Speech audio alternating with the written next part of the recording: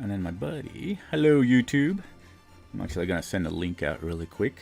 But welcome back to Bazgoth, the Crimson Blade. And we will be joining from where we last left off with Grumthar and Saz speaking with Crinvia. But first of all, let me see if I can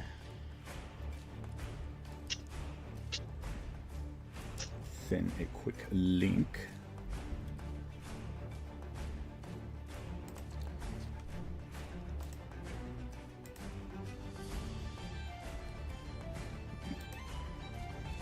Yes, for one of my buddies here.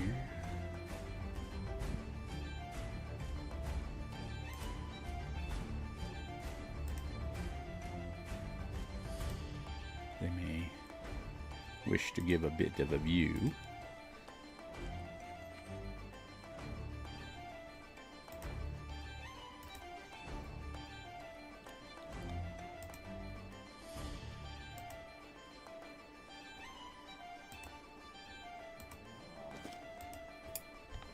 There we go. Bam. I got blur now, guys. So. Nice. So you're gonna add that with mirror image. Grob keeps getting hit hard. But we gotta bring those numbers down a little bit. Yeah, bring the numbers down. Let's see. We'll jump back over here. I'm sure as we level, the monsters, numbers will just stay where they were. We'll just keep getting more powerful, and all of our enemies will stay weak. Yes. That's the way it works, right? That's the way it's supposed to work. A good Except thing we're leveling. in Solar. No. I always wondered about that. As everybody else progresses, all the villains stay the same. They don't have progression of themselves. All right, let's see here. All right, link has been sent out. For the rest of the world, hello and welcome back. So last we left off, a little bit of rest that everybody had, going through their own personal scenes and trying to at least converse with their own aspects of people that might have been visiting. But during all that, Saz for sure had maybe been visited by things that he didn't want to deal with. Grumthar was having a nice conversation with Ashara, but of course Cub and Grom were having their own scene dealing with Silent and something of a interesting divine energy that was happening with her. Of course, Tarnik also having some interesting conversations with who knows, some strange little girl that tried to say hi and vanished, and eventually taking some rest in the Sad Dog Tavern along with Narsag. Everybody, of course, during this time, sometime during the rest, feeling some sort of energy that was strange, comforting at the same time, but then started pulsating between comfort of maybe a feeling of goodness and alleviation towards stress, but yet at the same time it would change and pulsate back to some sort of maybe stress and darkness. Very confusing.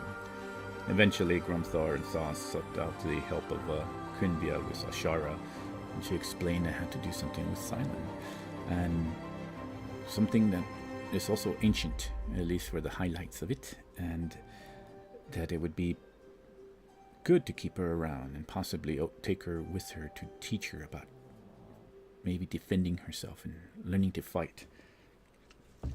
So now we're going to join us. Grumthar and Saz had goals of trying to maybe get the rest of the party, or perhaps they're going to go back to the room. Maybe Grumthar has already been rested, and because of this power that emanated from Silent, fully rested, completely healed. Maybe not the stress hasn't left them, but yes, we'll start with Grumthar and Saz, as y'all are actually about to walk down, and Ashara just went down the stairs. Grumthar, you are there with Saz. Zaz. Did you feel that presence? Did Grumthar know it was Silent, or I think with the conversation with Crinvia and such, she would have gotten that inkling, and she would have explained.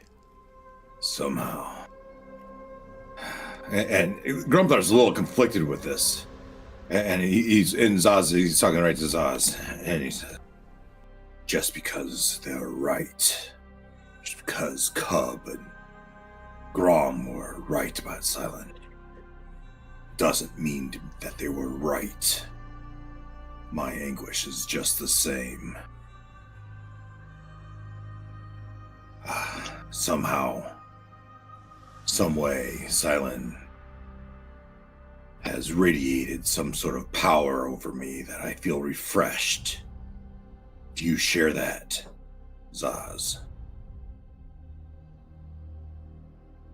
This one feels physically restored, but mentally, this one shares your thoughts that perhaps a discussion needs to be had with these two about this elf girl.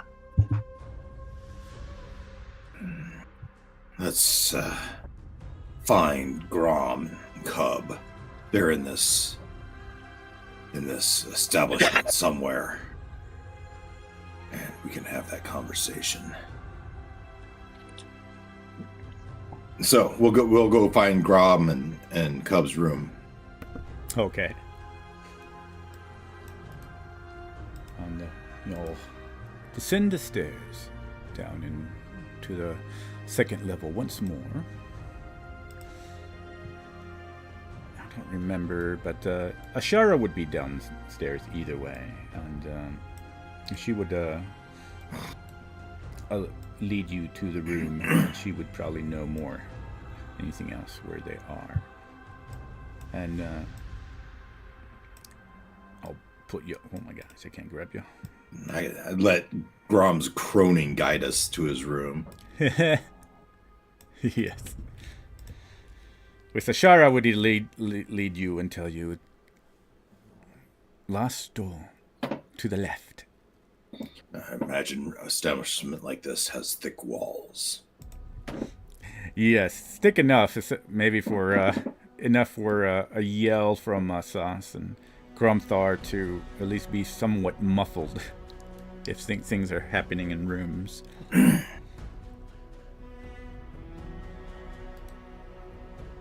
But yeah, she would have pointed to that one if you're able to see it. Oh wait, did it switch? Yeah, it's I'm not still switched. Yeah. I don't know why. All right. Yep.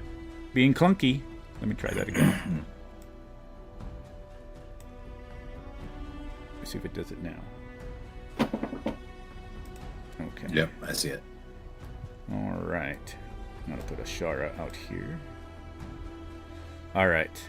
Yeah, she would point to that door. Last door. To the left. I step up to the door. I give a brief listen. At the door, would I hear Grom singing? At this point, I think you, Grom, and Cub were already asleep by the time all this happened, with you talking to Crinvia and everyone. So y'all are actually fast asleep by this time. So I don't know that. No. Go ahead, Cub. Sorry. Okay, I thought we were. I thought Grom was just playing his music while me and him, or while I'm in the room. Were you? While Grom? I was in the room making potions. Oh, you were making potions, and Grom, were you were gonna stay up and play music? Grom was gonna play music until he knew that Cub was okay, and it seemed that things were settling back to normal. However, I think he would have gone to bed at a point that he felt like everyone was okay, that kind of thing. Okay, so Cub would be the only one that would be, just as Grom is falling asleep, Cub would be up working with potions, and maybe getting his first test, trying to get the ingredients together, not fully ready to actually start on the actual potion. So you might hear a little bit of clinking, very muffled clinking on the other side of the door. Yeah, I think Grumthar's not gonna be patient enough. He'll knock. It's not a light knock. It's not a heavy knock, but he knocks. And Grom, since you were dozing off, you would be able to hear this. Cub, you definitely hear this knocking at the door. Oh, Grom's gonna answer it. Zaz, are you right by me? Yes, but I'm still having that weird issue where everything's black, so just move me around. Yeah. Oh, really? Well, I can't do that. What the heck? Let me see. Yeah, I use the streams to see these scenes. Let me try this really Because I quick. can't see anything that's dark. How about now? Are you still seeing dark now?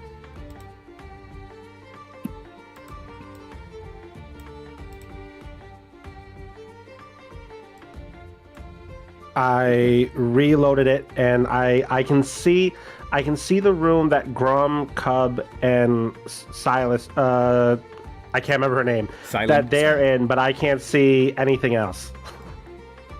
Yeah, strange. Very strange. Okay. Well, that is just strange. Doesn't make any sense. Okay. Yeah. Here's what I'm gonna do. I'm gonna put all players on Ashara and see if you can see anything. Instantly fixed it. Okay, so I'm just Instantly gonna, fixed yeah, it. I'll just use Ashara for y'all. I just want to make sure that she's able to see everything on the stream. All right. So, yes. So you hear the knocking. Sorry, going back to that. Grom, you would hear the knocking. Cub, you would hear the knocking. Grom, Cub. Is everything all right? Yeah, Grom is gonna immediately step forward and give Grumthar a big hug, like a friendly hug. I would assume he would open the door first, right? Yeah, Okay. he would open for sure. Let's see. Yeah. And you know when you get hugged by someone that you only kind of like, right? he kind of sneers and he kind of raises his arm and what's the right words? Unsincerely hugs him back.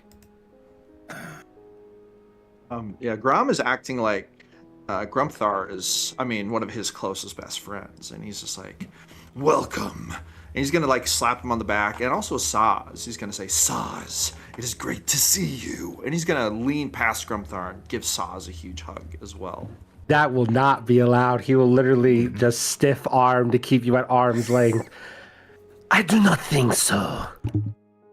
And Grom's gonna just give him a little bow instead and kind of brush it off. And then he's gonna say, please come in, come in. Silent and Cub are doing well. I believe the worst is behind us. It is time to set our sights on whatever mission is next. Grumthar steps up to the foot of Silent's bed, and she's sleeping peacefully there. Oh yeah, she's fast asleep. And I look back to Grumthar and Cub. And there was some power that radiated from Silent. It was felt by all in this building. To the extent that Grimvia called Zaz and I to her office. She has not manifest. She has been asleep this whole time. That was a question. Grum's gonna nod. He's gonna say, yes. Well, she's been asleep. And didn't she wake up for a small period of time, GM, in the middle of the night? No, she hasn't. Yeah, she moved. When Cub was doing all that stuff through that ordeal, but she has not waken up since she closed her eyes when you put her in bed, since y'all returned from the hills. That's right. It was Cub who was having the issue. Grom's gonna say, Cub seemed to go through a lot to heal her However, that seems to be over, but I do not really know anything about what you're talking about, except I did feel a great sort of divine presence. But I will admit, I don't know what this is about. And he's going to kind of step up to the bed and say, For me, Silent is a dear friend. Someone I owe a great lot to. Any of this divine business is just secondary to me. I must clear the air somewhat, Grom. And he glares over at Cub as well. A lot of what we do as warriors is based off instinct. And I hesitantly complied, relented to your instinct. And I must admit, as much as I might not like to, that according to Crimvia, our retrieval of this elf girl was somehow pivotal, important to our resistance to Anam. Aman? One way or the other. So, I acknowledge your instinct to save this girl. And don't think me too harsh. I have had a shift in my attitude toward elves in the course of the last months. We even traveled amongst some for a while. They became my friend, and I learned some of their culture and language. And I'll say a phrase that I might have learned from the elves. I'll just keep doing that until. Yeah. But it's still not. Cub speaking some gibberish that I don't think he means for us. He's talking to his potions. That's... I thought I muted you guys. It says muted, but we still hear you. It's fine. These words are as much for you as they are for Grom, perhaps that to a lesser extent. The key here is that she is exactly the power, ability that we need to journey to Ashkavar's Cut and disrupt these portals. What exactly? Find this other artifact. I'm struggling to remember exactly what the Ashkavar's Cut quest was for. There was closing the portal, and then they were looking for some sort of artifact, right? If I remember correctly. Closing the portal, you were going to take a compass with y'all, and for Crinvia, the main thing was closing the portal and reopening it to where it was able to be used for them instead of a nom. Is the main one, because there is the main thing is because it has all the paths that lead underground behind Polaria. This girl, Silent, has some burgeoning power that will be key in our battle against Mon. She will be trained, groomed as part of the Chosen. Through her, we will succeed in ultimately defeating Haman. So, yes, go ahead. No. I would say Grom, as you're saying this, he would stand there looking at you, and every once in a while you'd see him awkwardly side eye over at Silent.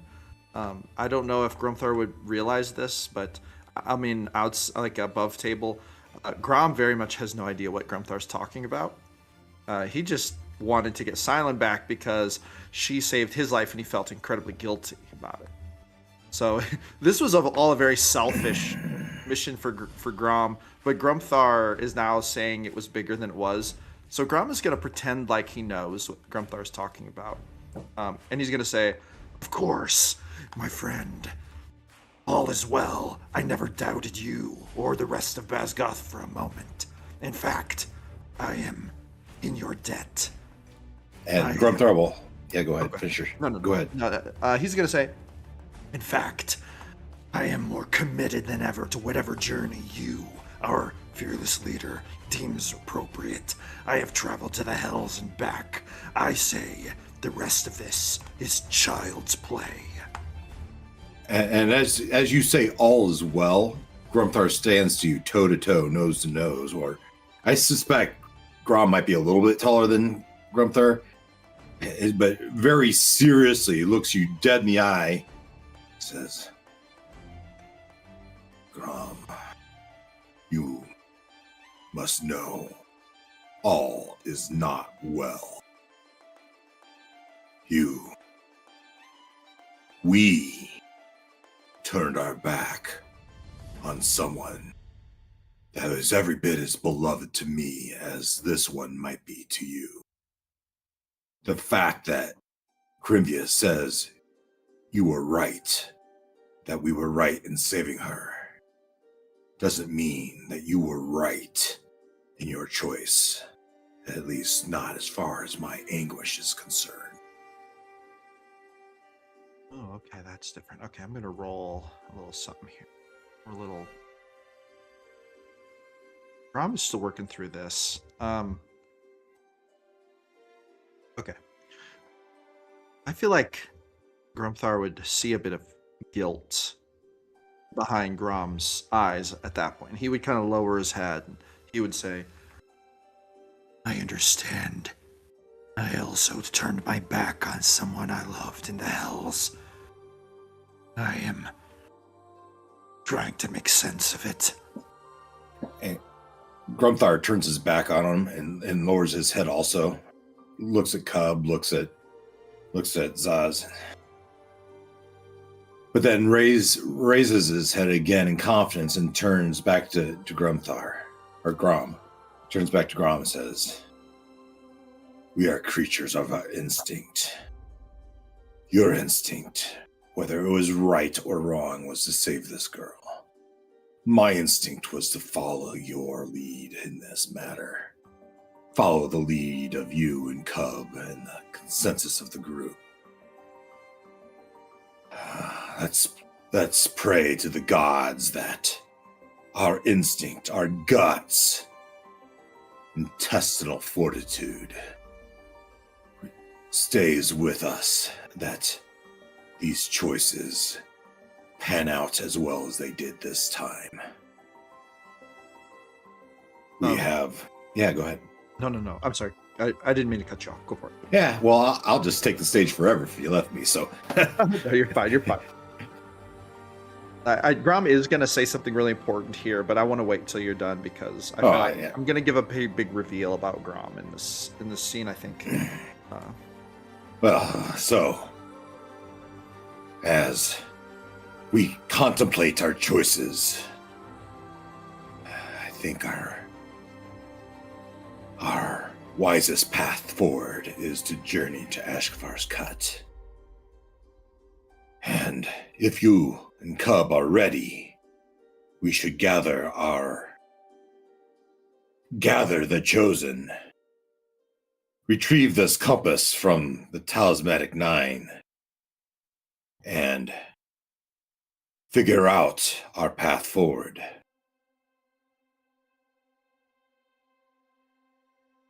But I see Silent is resting comfortably.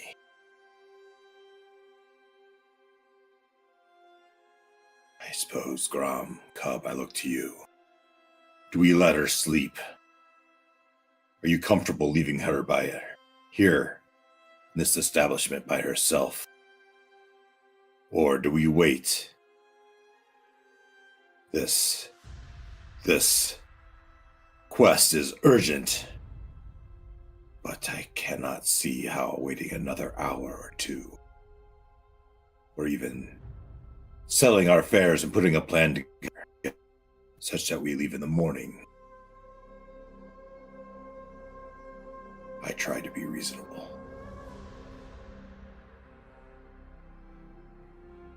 Ram is going to nod and say, Morning, I believe would be better. I have been gone for some time.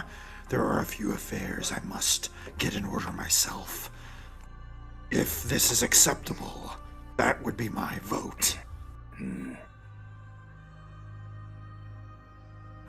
is acceptable that we take on our quest in the morning. I don't want deliberation to slow us down.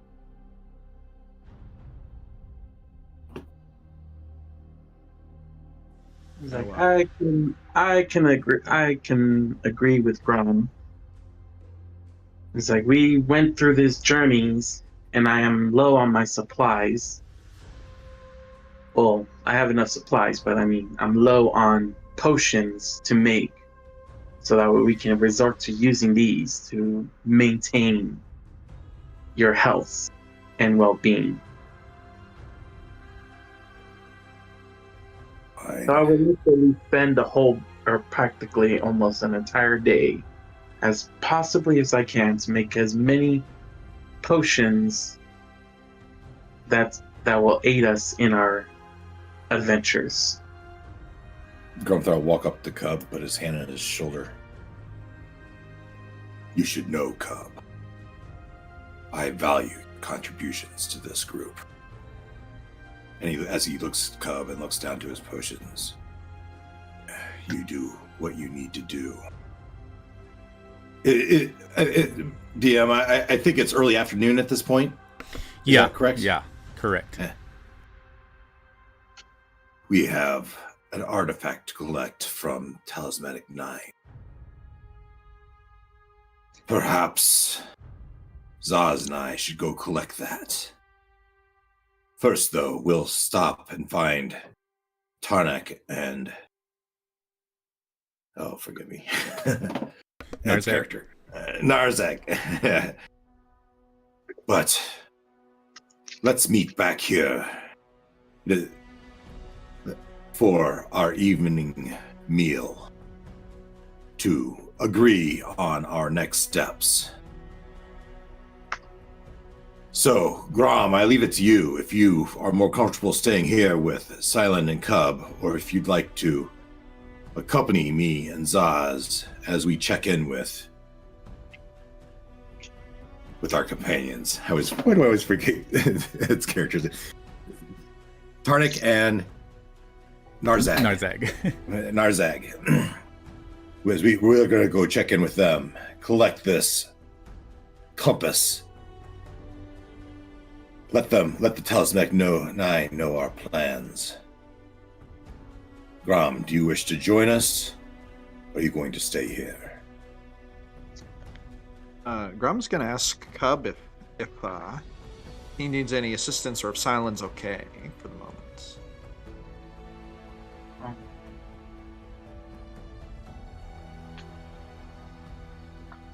I look at Silent.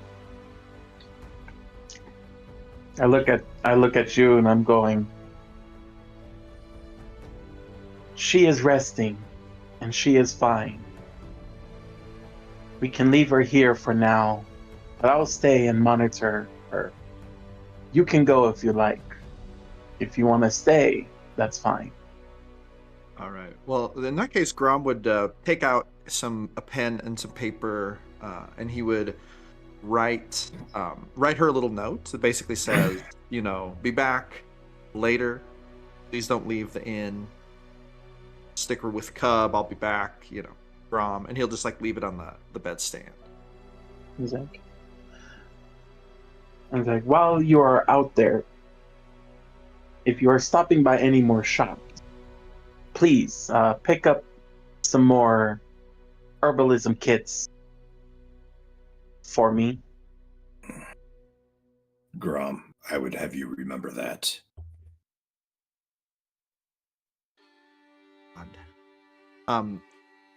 Say that one more time, Cub. I didn't hear the whole part. Oh, Herbalism kits. and basically asking you, pick up some more herbalism kits. Okay, gotcha. And at that point, Grom is pretty much ready to go. But if he can find a moment to speak to Grumthar alone, he would do so. And I mean alone as in without Saz or Cub or that other girl being around. If it actually helps any, Saz, hearing what Cub just said, would slither across the room over to Cub and just quickly say, This sounds like a matter of great importance, short one. If you would like, this one would be more than willing to go out and acquire what you need.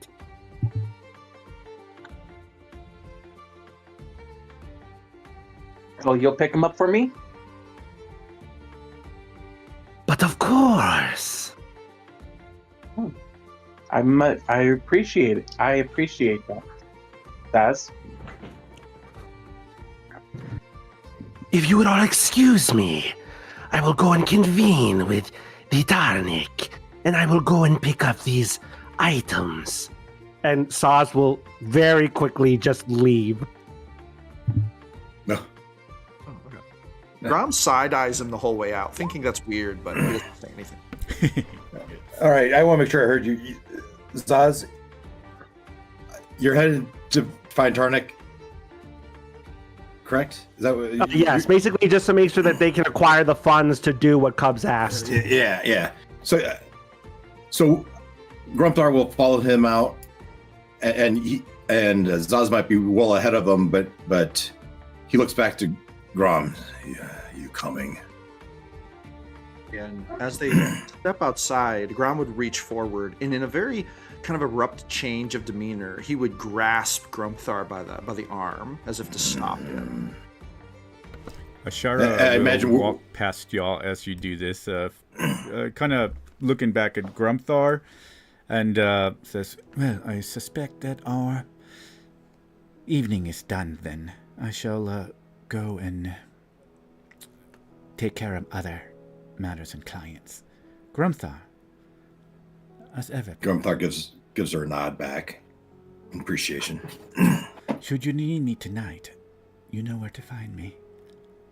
And then she will continue following behind Saz. Not following, but just following behind. So we'll say that you will put y'all to the side, and then leaving Grom and Grumthar. Grom, you are the last, actually. Do you close the door or leave it open? He's going to close it Okay. behind. Oh, there we go. And I'm going to do But yeah, this. he would reach out, and as they're kind of leaving the room, he would grab Grumthar by the arm, and this would be a different. I mean, I feel like Grumthar would even sense it. Like, this is a different demeanor than the friendly Grom hugging him when he first came in. He would grab him as if to say another thing to him. And don't mind the token there. I just have it for the stream to see. Oh no, that's fine. She's not there. But Grom would say to Grumthar, Grumthar, about what you said in there, trusting me and such. Listen, you have to understand something. And I only tell you this. I'm only saying this because you are the leader.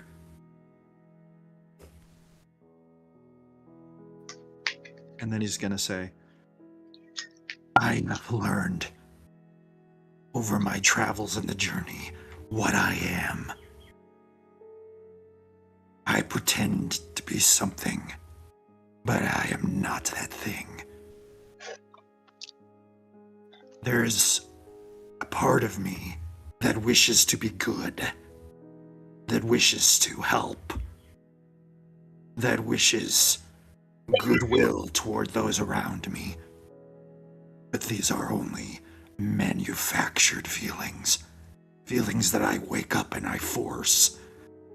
Grumthar, I believe that I have realized and learned that I was born with an evil, dark heart. And so, as our leader, you have earned the right to know. I will serve Bazgoth to the death. But be warned. Always trust me with a grain of salt, Grumthar, because generally my motivations are purely selfish. Tarnik is good. You have proven you are good. Silent is a kind of good I could never understand.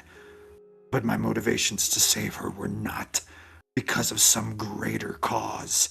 It was only because I could not abide the torment within my own self, the guilt that what I had done had caused a good person to suffer.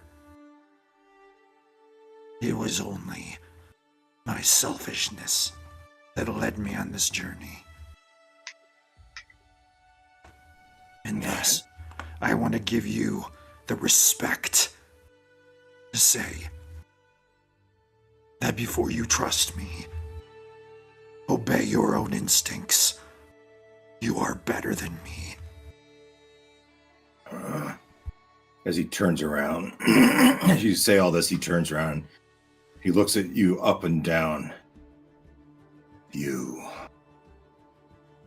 are the chosen well before I ever joined this group. I look to the sky, and he looks to the sky and says, we all have a darkness. That might be part of why Ganache has chosen us. You say you're not trustworthy. I tell you now that I've heard the same from many of our companions. I look over and say, Zaz.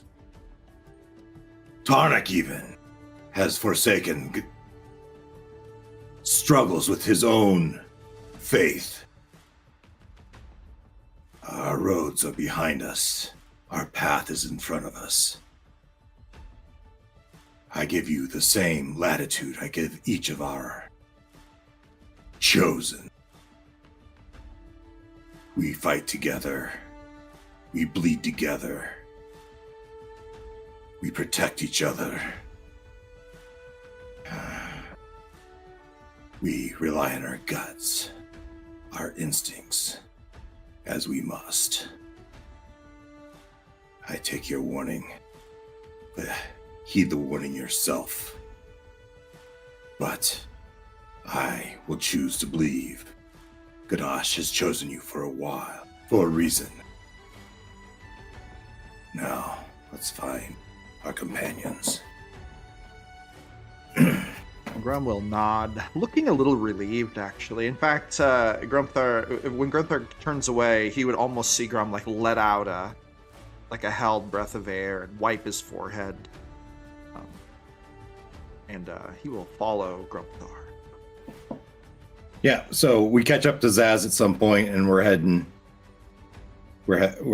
toward the inn that Tarnik is at. The sad dog. And Narzag, yeah. All right. So we're going to jump over to Saz, actually. So, Saz, jumping back to you, what is Saz doing? He is quite a while ahead. He's already down on the first floor and whatnot.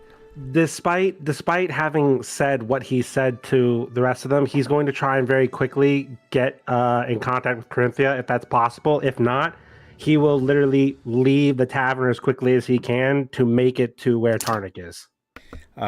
Yeah, I mean, he knows how to get to the third floor, so he could definitely go up there and try. Then he'll definitely give it a shot. All right. So you make it up to the third floor and back. Well, we're going to move Grumthar out of the way. And you arrive at the top of the floor. As you actually arrive, roll me a perception. I'm so good at that. Aren't we all?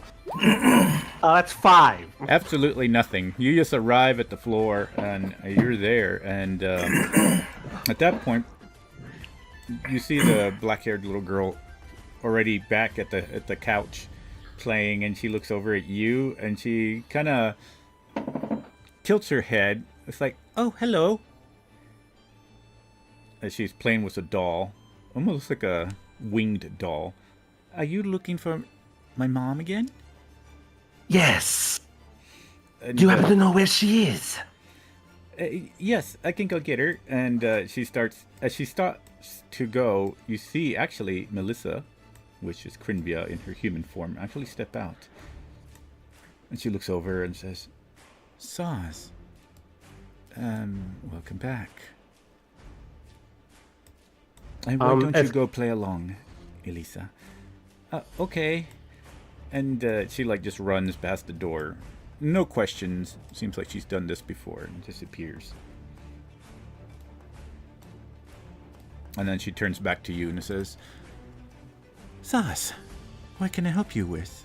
Questions? She kind of looks in an asking way. They'll take a second and straighten themselves up while she's staring at them and just take a deep breath and go, There's not a lot of time. This one wishes to see if the lady would be able to acquire something in haste. A necklace, something that would make it hard to perceive a being. One that is probably wanted by a number of other rather unsavory beings. She'll listen. Roll me a persuasion. And just let me know the number. 22. Cow. Okay. Crinvia will look over and she thinks for a while. I do have many things in my possession and such. And she looks and says, Wait here. Though this won't come for free, I would ask for the equalness of it. Something in parallel value in the future. And don't worry, I don't hold people to their words for such things, but you and I are currently, from what I can tell, allies in a sense. And she will, unless you say anything, she's going to walk past the door and disappears for a while. And it takes a good 5 minutes or so that she's gone. And as you look around, you see statues of knights and stuff. But other than that, it seems that there is a different sense than the other two floors as you wait here. Because of his, or because of their mind, they actually feel a bit more, what do you call it, unseen here. But eventually she will return. And she has within her hands clasped and hanging. This one seems to be of silver and gold trimmings, and inside is, well, it's the shape of an eye that's hanging, a medallion.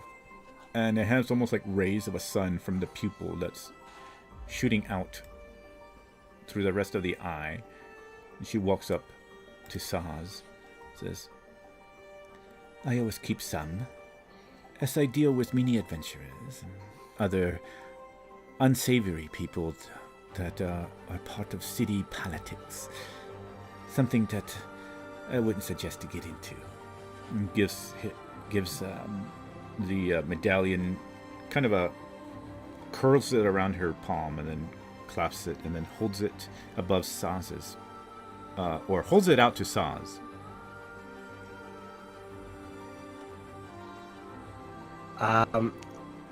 They'll reach out to take it, but pause for a moment and go, If the lady feels so inclined as to need to see why this object is so necessary, then please, as offered before, you are able to take a look whenever they wish.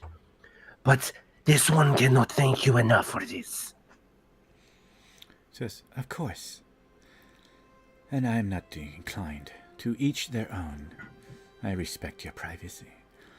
As I said, we are aligned currently, and so long as you are aligned, and I have you to have free reign within my own domain, I look after my alliances. And says, good luck.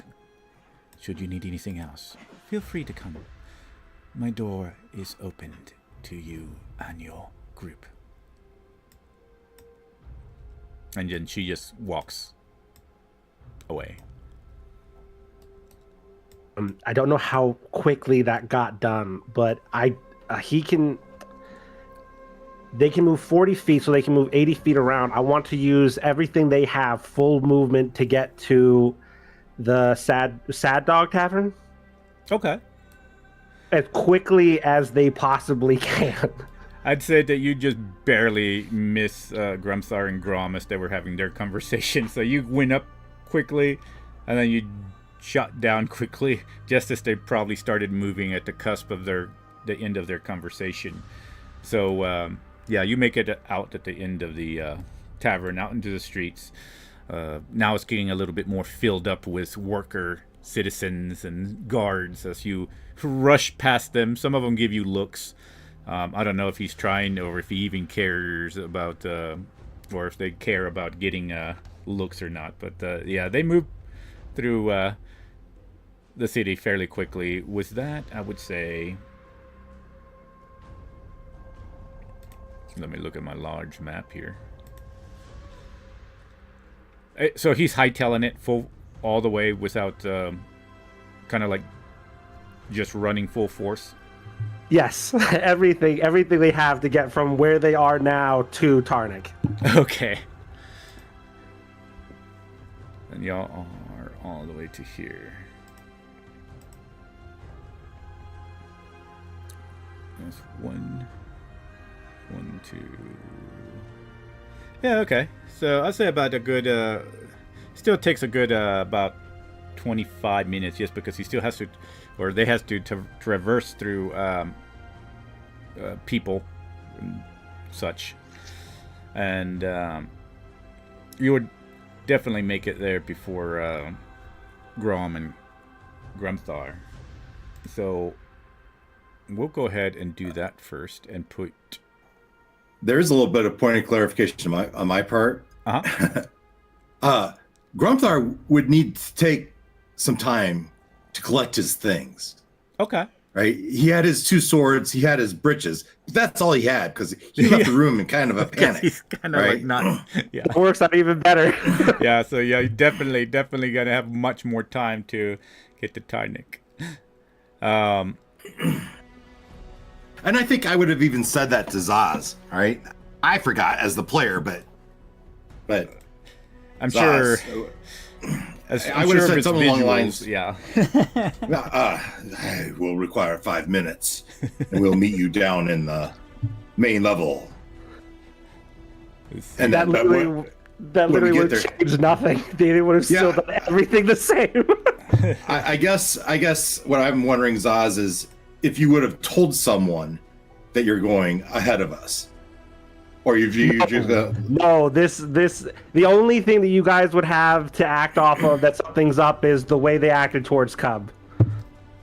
Yeah, and I don't know if I'm that perceptive. So Grumthar would eventually, 5-10 minutes later, get down to the main floor with Grom. I imagine Grom just came with me as I got my stuff together. And then we go to the main level and we look around and Zaz is nowhere. Yeah. And we start asking the waitresses, have you seen our companion? Well, Serafina would say, we saw one of them. And the Serpari, he walked out. Yes. They walked out the door in quite a rush, it looked. I looked at Grom and this is a moment of trust that I was talking about. I will trust his instinct, even though I don't understand it. So, shall we be on our way, Grom? Yes, let's go. Now, above table, GM, Grom doesn't really... So the only big goals Grom would have, for preparing for the mission is hiring his hirelings. But feel free to, focus on other characters, because Grom doesn't really have any serious roleplay goals this session. Unless he's reacting to someone else's roleplay goal. The hirelings are kind of the big thing. I just want you to know that Grom is very chill this episode. He's also probably going to grab a case of wine or something, and he's going to grab, actually no, that's about it. Case of wine, hirelings, and he's going to follow around Grumthar and help him. Basically, just doing whatever the group needs. But anyway, I'm just letting you know that Grom is very chill this session. Okay. Yeah, I figured we're actually going to fast track to the morning, and besides what of the main points that anybody's doing, like Saz and Tarnik, and if Narzak have anything else, and of course Cub. Aside from whatever else happens, but so we're going to jump over to Saz really quickly. And we'll say that they would arrive at the Sad Dog. Is that not showing again?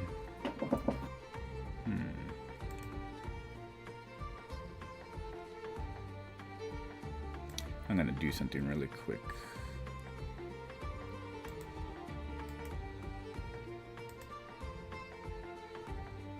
Okay. Did that.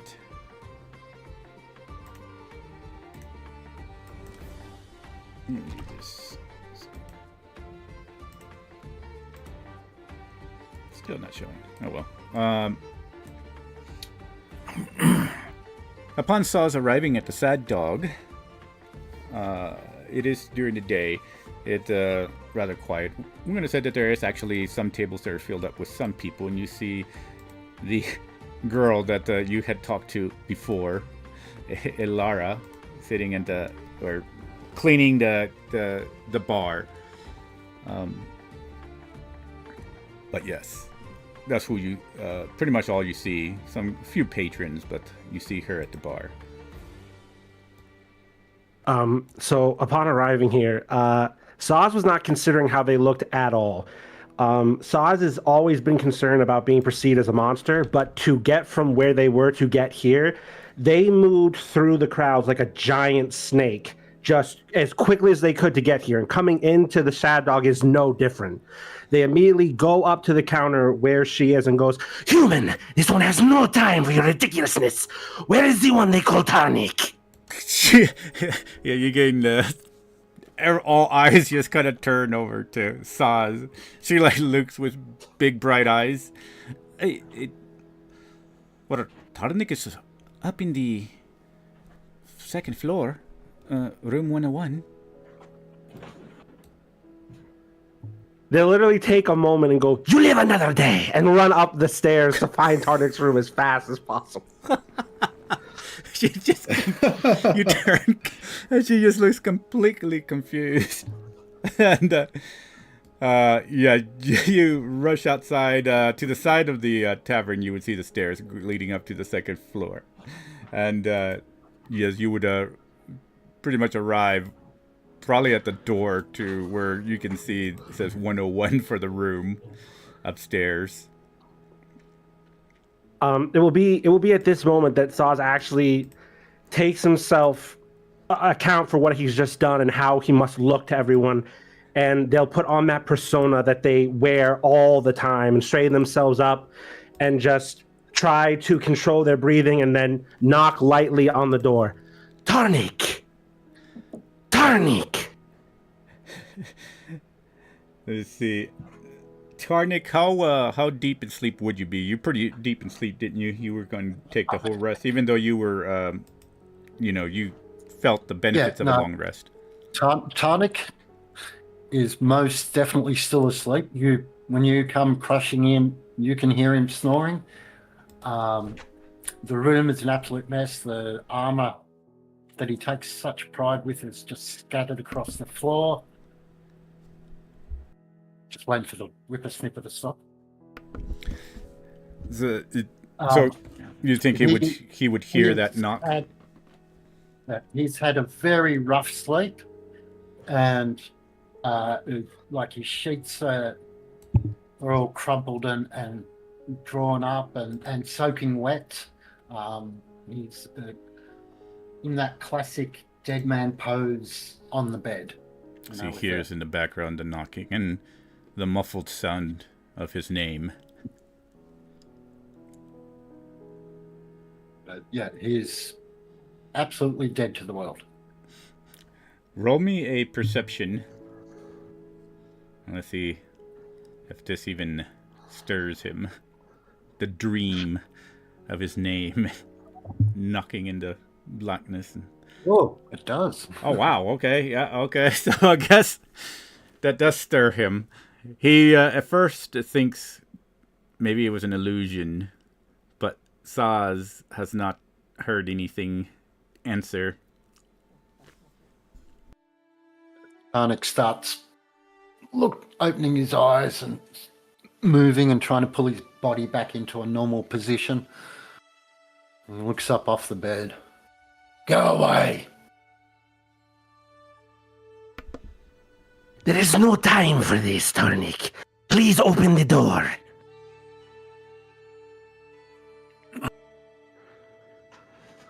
Tarnik gets up and walks across to the door and opens it up. What do you want, Snake? Tired.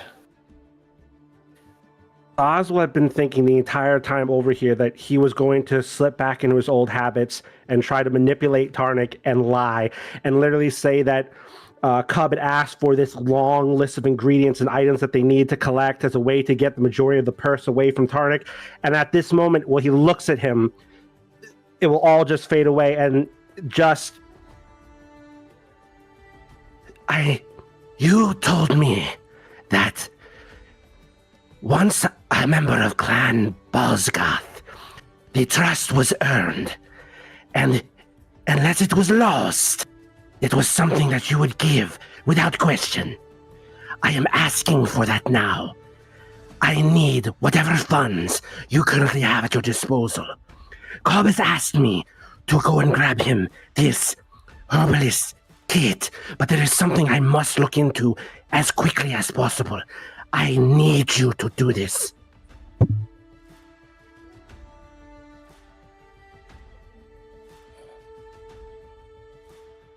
Go away, I'll come down in 10 minutes. And he'll close the door and start trying to put on his armor.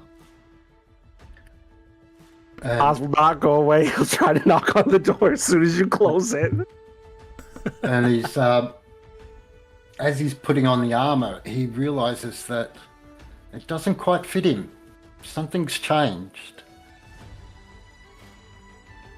And he goes, damn it. You're gonna have to go to the armorer. Open up the door.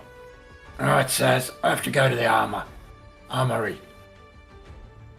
And you can hear him clanking as he's walking, like his plate mail is out of sync with his body.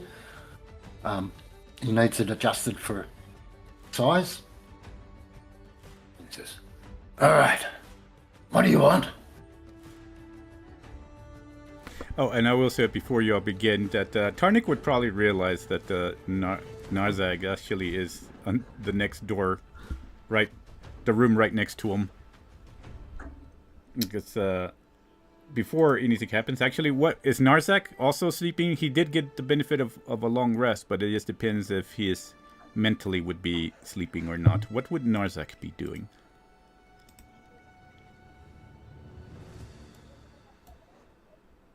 No, Mr. Narzak?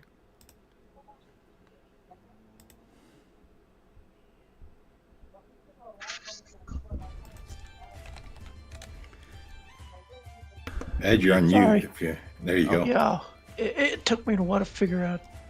Oh, okay. Oh yeah. There's he'd be just sleeping. There's be flowers all over the bed, subconsciously casting Dreadcraft just because. That's what he does. You can roll me a Yeah. perception, too, to see if you hear knocking or the clanking sounds of Tarnik. Let's see. Dice gods, are you going to say I got to roll a 1?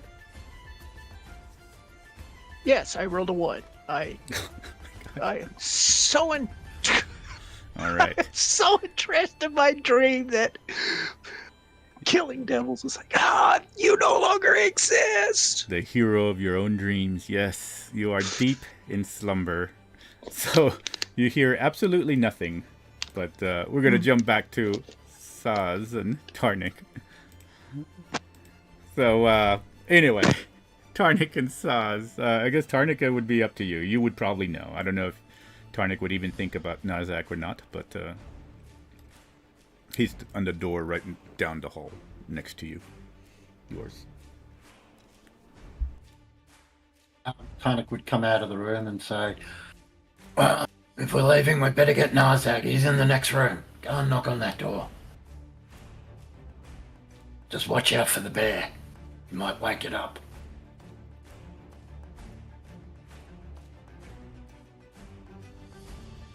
Saz will try to keep their composure, but this is like really testing them. So you might be able to catch his eye is twitching. But can they see a difference in Tarnik at all? that's up to you. Um, There is a physical difference in Tarnik. I would say for Saz, they could roll a perception to see if they would I'm capture so it. good at those. The higher, the better would be. Oh well. 12. You know, Probably when not. you see somebody's face forever, and for some reason, maybe they shaved a beard or something, or like a little goatee or something, they kind of look a little different, but you can't quite place it, even though it's obvious. That's what's going on right now. So it wouldn't be enough to break their concentration. No. You know Okay. there's something off, but you just can't quite put what that is. Arnik, this one does not have time for this. We can play family or whatever when this is done, but this one needs funds and needs to go now. Please, we do not have time for whatever this is. The hell are you talking about, boy? Funds? You have plenty of funds. Go and spend your own money.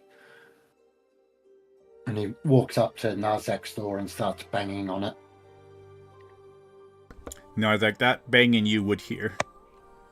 Oh, okay. I figured a 1, I'd be like, No, that was just your perception to see if you would have heard those small noises. This one you would hear. This one would wake you up. I don't see my character. Oh, we were just theater of Theater the of the mind, mind. since it's the same kind of room. The bear opens the door. Roar, roar, roar. Gosh. Okay. Tarnik, you see a bear open the door. Tarnik would just walk in and go straight over to the bed and push Narzak. Get up, you lazy shit. We got work to do.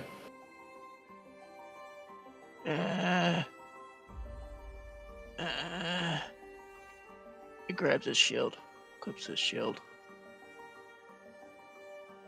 I was having a good dream.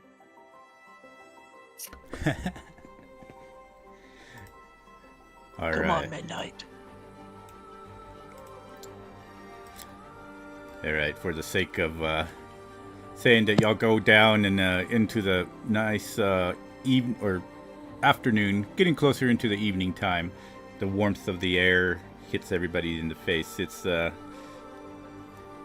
getting busy as people are still working, but they have the sense of the end of the day getting closer and closer. So, Saz, now you have Narzak with you as you are trying to get Tarnik's attention outside of the tavern. Unless Tarnik is going any particular place, but yes, Saz. No, this failed. They don't have time for this. they're gonna bolt off again in the direction they remember that what is that faction of wizards called again? The Talismanic Nine? The shot for the Talismanic 9, but as soon as they're out of sight from Tarnik and Narzag, they are going to disguise self into an older gentleman and just continue as fast as they can in that direction. Oh, would he hear Tarnik? Tarnik, you're asking? Or would Saz just take off right as he was opening the door was that opening? was above going. Sorry, but Whippersnipper and my other guys are very loud this morning. Oh, okay, I cool. did miss half of that. Okay, all right, Saz. So you are heading over there because we're following Saz's path right now. Is Tarnik going to do anything before I switch back to Saz? Yeah, he's going to go downstairs and talk to the girl. I can't remember her name. Oh, Ilara. And grab a breakfast to carry with him. Okay. So maybe a breakfast burrito or some description. All right. And then and as soon as Narzak comes downstairs, he'll say, "Come on. I've got to go to the armourer. This thing doesn't fit properly for some reason." And you can hear his armour clanking as he's moving around a bit. Ilara, of You're a course. frontlighter, and I just use simple leather. As the conversation's going and the burritos being made, Ilara looks over and she will be like, "Oh, well, you did have a friend of yours over here." There was a giant eagle the last time when he took a long rest. Now there's a giant bear. Oh, yeah. Which in here they don't pretty much mind, but she will look over and that's what she pretty much says. It's like, "You had your friend here, the large snake person, and seemed very agitated, looking for you. I hope he found you."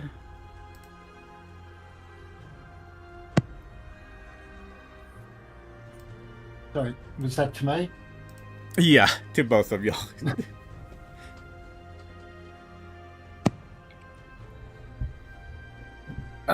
Yeah, I missed most of that, sorry. These guys are very loud. Oh.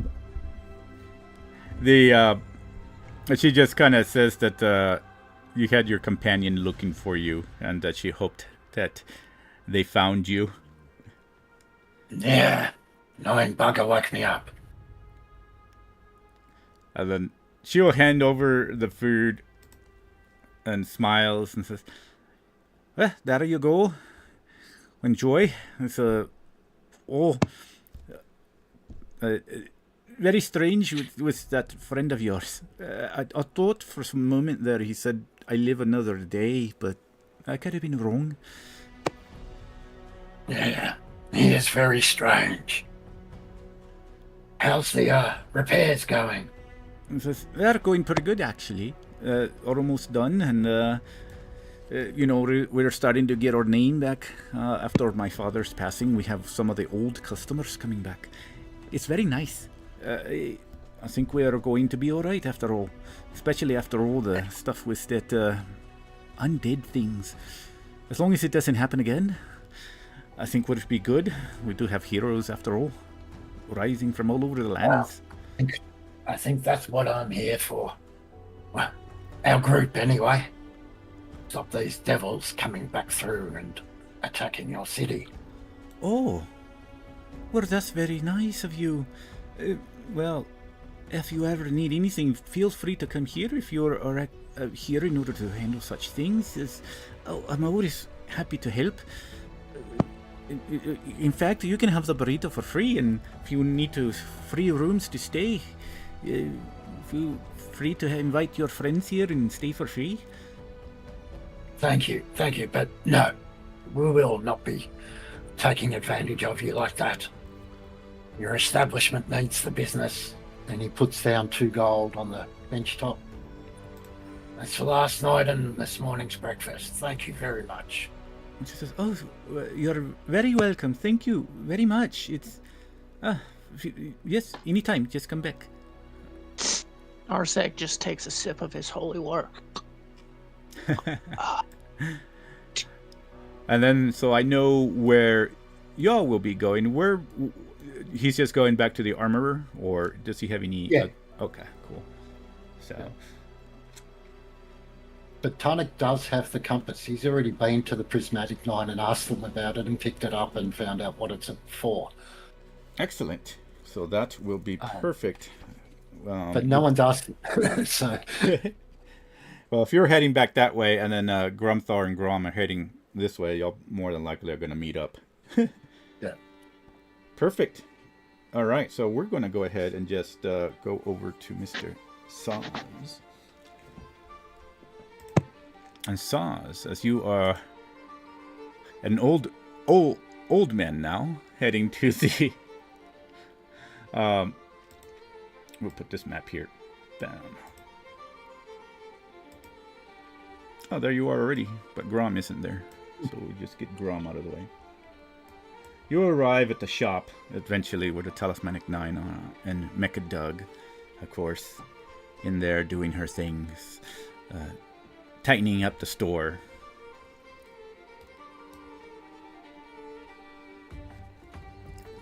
So before they go in, they'll take a minute on an alley nearby, and they'll just hiss repeatedly until their voice sounds hoarse. Something like, yes, this will do nicely. This one thinks this will be perfect. And they'll go heading for the enchantment shop to see if they can pull off some ridiculousness. You enter the shop, of course, all the shelves and the familiar scrolls and magical items all over the place. Mecha Doug behind the counter, tightening up, and her silver hair just flowing around as she moves here and there. She actually got help, a younger lady and a younger gentleman walking around, and she says, no, that one goes up in the higher shelf there. And she looks. That one goes to the back of the shop. Put it in the vault, thank you. And oh, Jess, hello. Yes, sir. Hello. I would be inquiring about herbalist kits, and as a professor, I have some questions of the magical sort. I was hoping you'd be able to spare some time and perhaps humor me and answer some simple questions. Oh, of course. Some kits. I do believe we have some new arrivals. How many will you be requiring? 5 gold pieces each. 2 will be fine. Ah, excellent. And she kind of nods at the younger girl. The younger girl walks over to one of the shelves as she starts shuffling through and picking out the herbalism kits. Oh, and what questions did you have? They will pull some papers that are not real out of a pouch that is not real and just go, now, being so magically inclined as yourself, if a creature from another plane were to use plane shift as a scroll, what would the outcome be? Would it be sent to a random plane, or would they be able to designate a location? Well, if you pin to a location, though, that would be of a higher level power. It could almost technically work, such as a teleportation spell, if you're familiar with it. Also, you have to have some sort of, how would I explain it? Like a tuning fork is harmonic resonance in a sense. If you already know the energies of such planes that you wish to visit, it would be possible to, at least if you have never traveled there, and by pure mind and reading descriptions and such, or maybe even knowing an object or holding an object from the particular plane, it maybe be possible. Even better if you know somebody from the particular plane. Yes. But what if you were trying to send someone or multiple someones from your plane of existence to another? To another? I suppose that would depend on how many people you will be trying to send. How many people are we talking about? Oh, just hypothetically speaking, a small city. She stops and looks at the old man for a while. Kind of goes blank face. Actually seems to not quite know what to say at first. And she wrinkles her brows and she's like, I'm sorry. I must have not heard you correctly. Could you say that again? The size of a... Did you just say the size of a city? Small city? Yes, I did. I'm the old one. Are you hard of hearing? I'm sorry. No, I just wanted to make sure. I've never had that question posed before. That... usually magics of such power deal with maybe one person or maybe a group of people, but a city, that's an immense amount of power. To be able to do something like that, I don't think that you would have to follow the path of planar science and movement and shifting. You would have to actually almost... Well, sometimes they deal with packs of very powerful gods or deities or devils. Yes. I've heard of devils being able to perform such feats. Of course, devils, yes. Devils would... yes. Though yes. I would suggest not to deal in the ideas of devils. They're very... Oh, Posh, this is all hypothetical, all scholarly, just for my books. Roll me a deception check.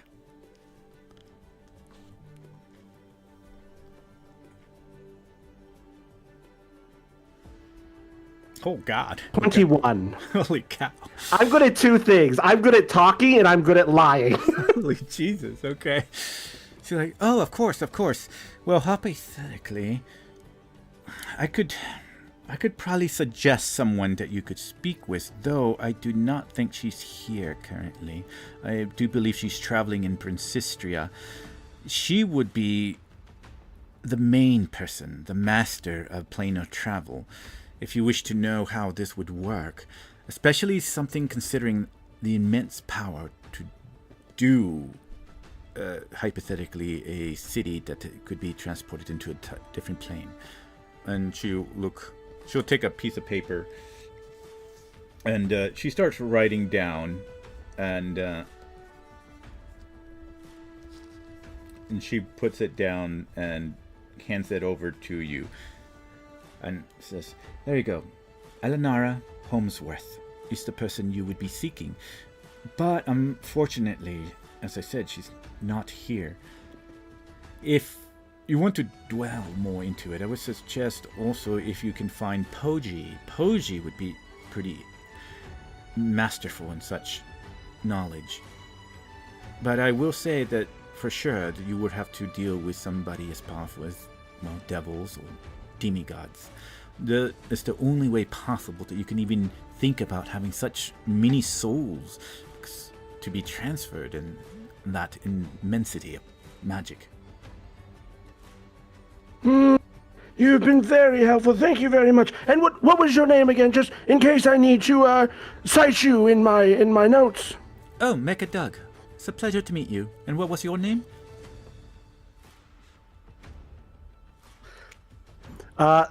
They'll panic for half a second and then just throw the wildest name out they could think of. Professor Archibald Commingsworth, yes? Oh. Are you one that works under Poji, perhaps, in the academy?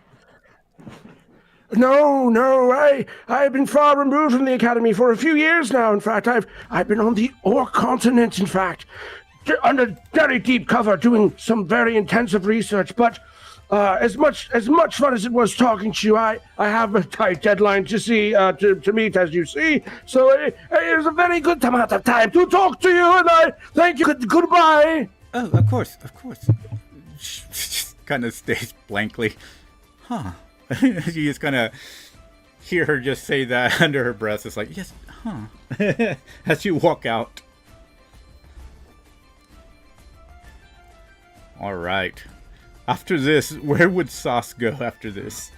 Sauce will take a decent amount of time to hide in that alley and to panic over the fact that they are fully aware of the fact they are coming for him, over the fact that there's a devil now who is actively trying to make a deal with him, and they feel like they're on the losing end for the first time of any deal they've made, and they're not wearing desperation well, so it will take them some time to grasp themselves again. But once they do, they will drop the disguise and attempt to meet back up with everybody, because they know that they can meet up with Tarnik and everyone at the armor, because that's where Tarnik is aiming to go. All right. Well then, for the sake of fast travel, I will say that the group will eventually meet one after another, because y'all are technically heading in the directions that y'all going to cross over each other, and Sauce would eventually meet up maybe anywhere from 15 minutes later with the group. So with that being said, because I was correct, right? Grom and Grumthar, Grom is following Grumthar to do whatever they're doing. So it'd probably be close to, if you're coming from the Sad Dog, yeah, I would be heading up this street. So it'd probably be this gate here. So I'm going to put some tokens. We'll use Cub for saying it's the group for Tarnik right now.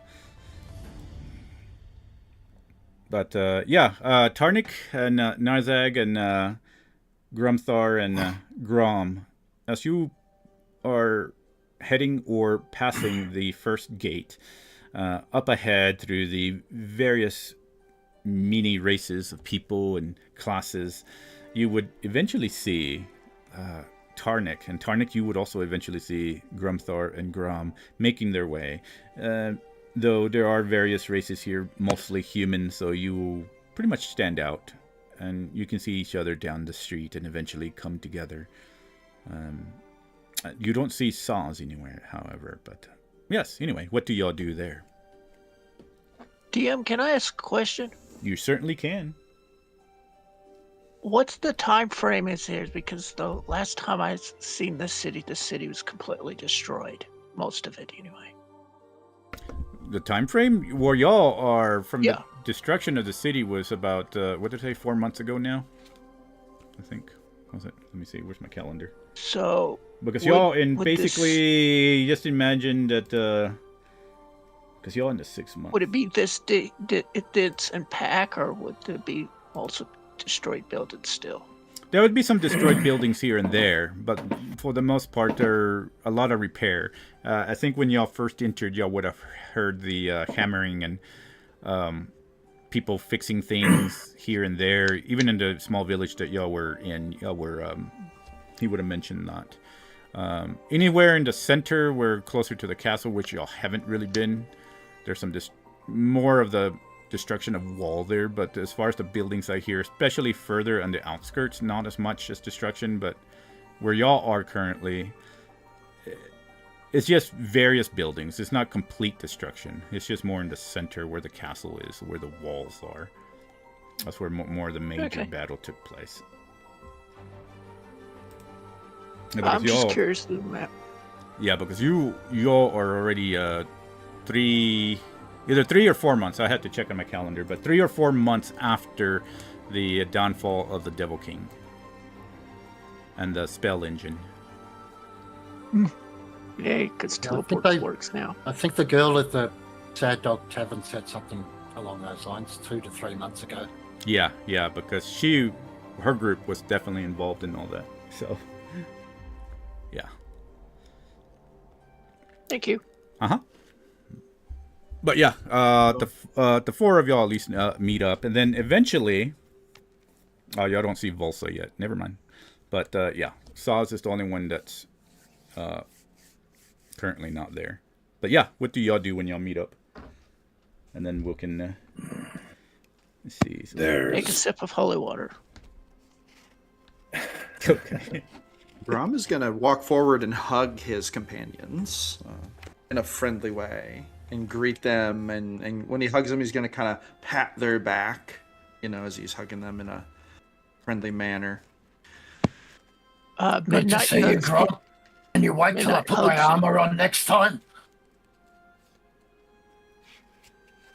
Grom is gonna. Tanik's there in his jocks. He's in his underwear. Grom is gonna and he's gonna say, I have seen you worse off, my friend. At least this time we're not bleeding or on fire. Yet True. the day is young. Who knows what the evening will bring? Tarnak, we have much to discuss. And Yes, we did. as they're greeting each other, by this time you would see the group talking to each other up ahead. They haven't noticed you yet, but you see them off in the crowd. Some people move. Oh, sorry, completely forgot. Did you move back into your full form, or you were? Yes, as soon as they recollected themselves, they would have dropped it and just gone back as themselves. Okay, never mind. Y'all do see Saz up ahead. They are moving we through do. the crowd as the crowd kind of splits like an ocean. They're not moving fast this time, so but they're still kind of move out of the way. There's Zaz. Let's gather. It's early in the day.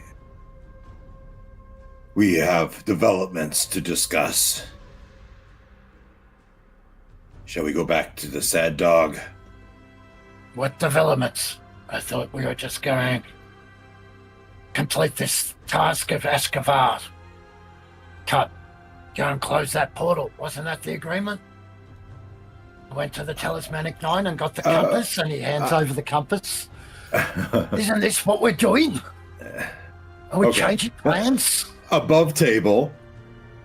I don't think we ever had this conversation, right? This was not decided before we separated.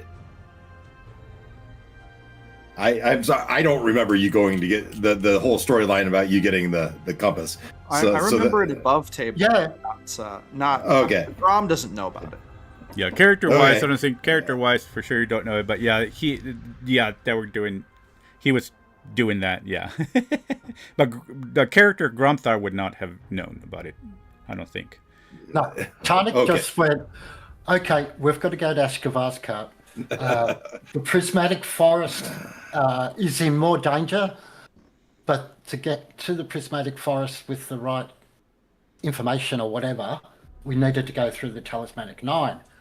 All right. And to get All right. on their good side, he's gone and grabbed the compass because that's what they've asked him to do. Well, it seems our tasks, our chores for this afternoon have been cut short. Yes, I believe we are all in agreement that we should pursue the Ashkar's Cut quest. I don't know if you have felt, but we've gained more knowledge of our friend Elf. She is more than I was inclined to believe. I don't know. Have you, Tarnik, Narzag, felt her awakening? What do you mean? Well, I was in meditations when I felt a power come over me, restore my vitality. Zaz, Grom, Cub had similar effects. As far as I remember, a giant crack in the ground, some skeleton dude pulling some flesh out of the ground, and I saw a bunch of fairies. We've been separated for less than 4 hours. Do you feel fully rejuvenated, Nazag? Oh, yes. I had my long rest. Well, how is it that you had a long rest with only 4 hours rest?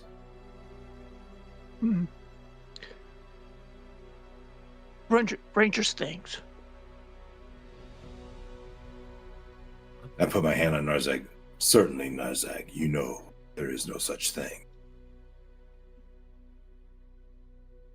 Tarnak. Milithara's blessing. You may believe what you choose to believe. Tarnak, how about for you? Do you feel the vitality of a full rest, despite only sleeping for 4 hours?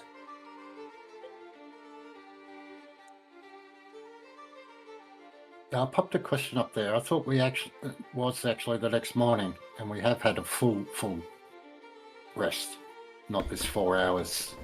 No, it was no, because Grumthar, it has been the 4 hours. It wasn't the full night, but you had the benefit of the long rest because of Silent.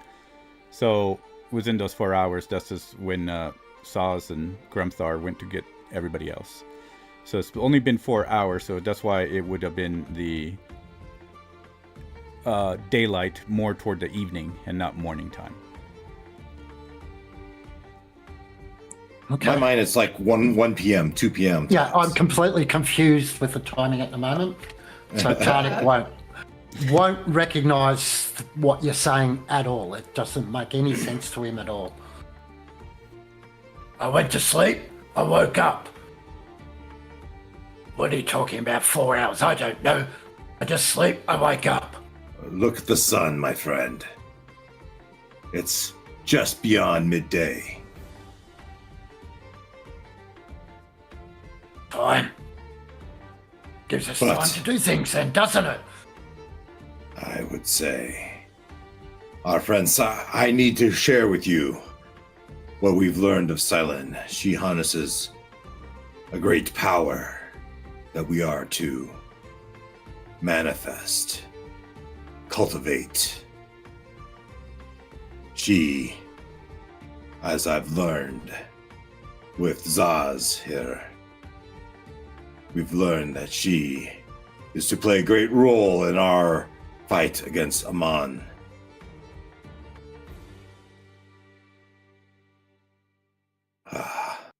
She is resting now, back at the Naked Maiden. I was coming to share this with you and do our chores, but it seems you've gotten the compass. Did you have any more intelligence of Ashkavar's cut from Talismanic 9?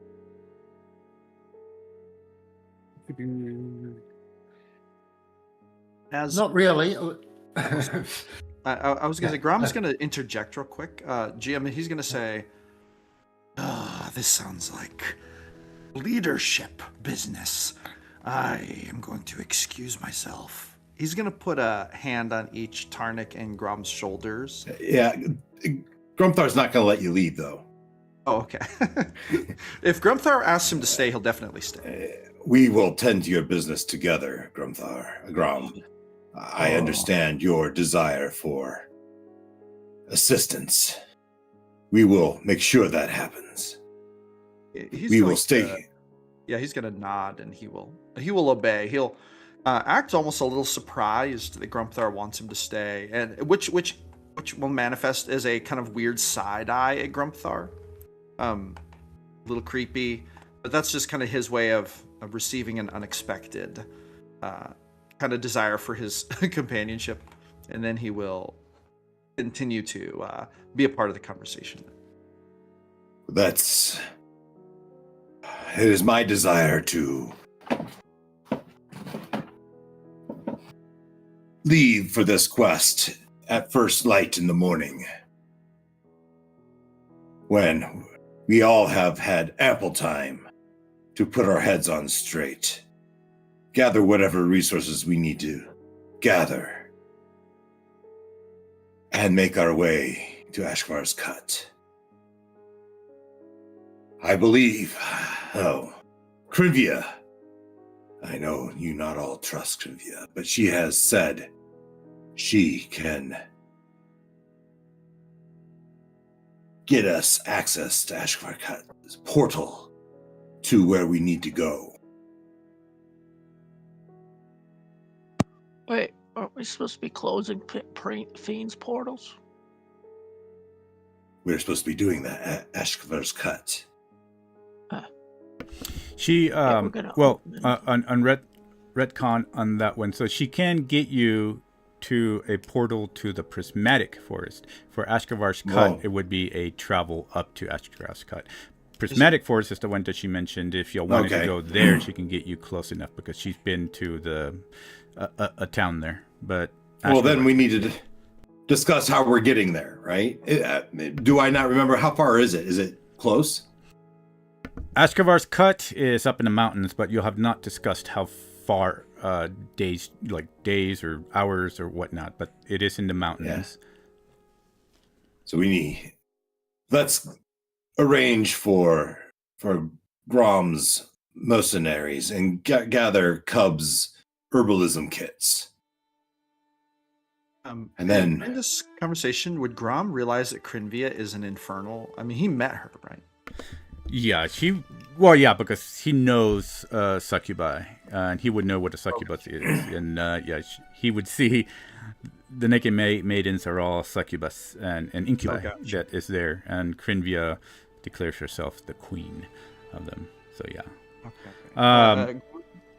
Grom would light his. He would as they're talking, he would pull out his pipe and light it and kind of smoke while they're talking, and he might interject at one point and say, Be careful of these infernals. I have not grown fonder of devils in my time. Anyway, that's all he would really contribute. I look at Tarnik as he is only partially put together. Perhaps, Tarnik, we'll meet you back at the Sad Dog for our evening dinner. We will request Cub and Selin to join us, and we'll discuss our plans in detail. Would that be acceptable to you? I like the food at the Sad Dog, but the venue where we have our get together doesn't matter. We can all go to the Naked Maiden or the Sad Dog. It doesn't really matter. I look at Narzag. Some of us do not approve of the establishment. Fine. Sad Dog it is.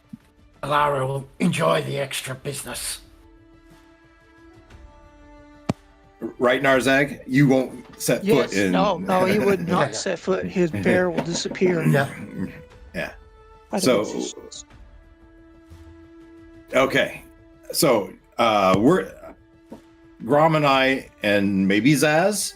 Zaz, I just said we need to go get the herbalism kits. Would you speak up at that point?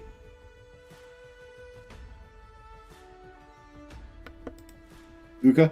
I'm sorry. One of my dogs was demanding to go out, so I stepped away.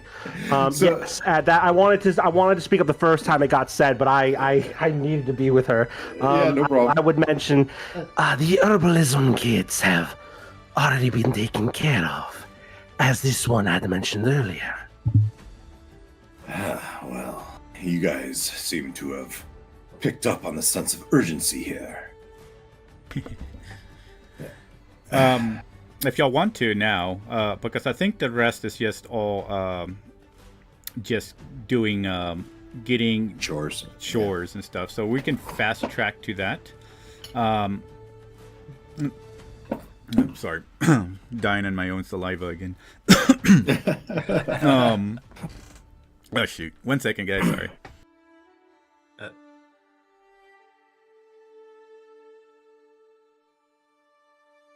Yeah.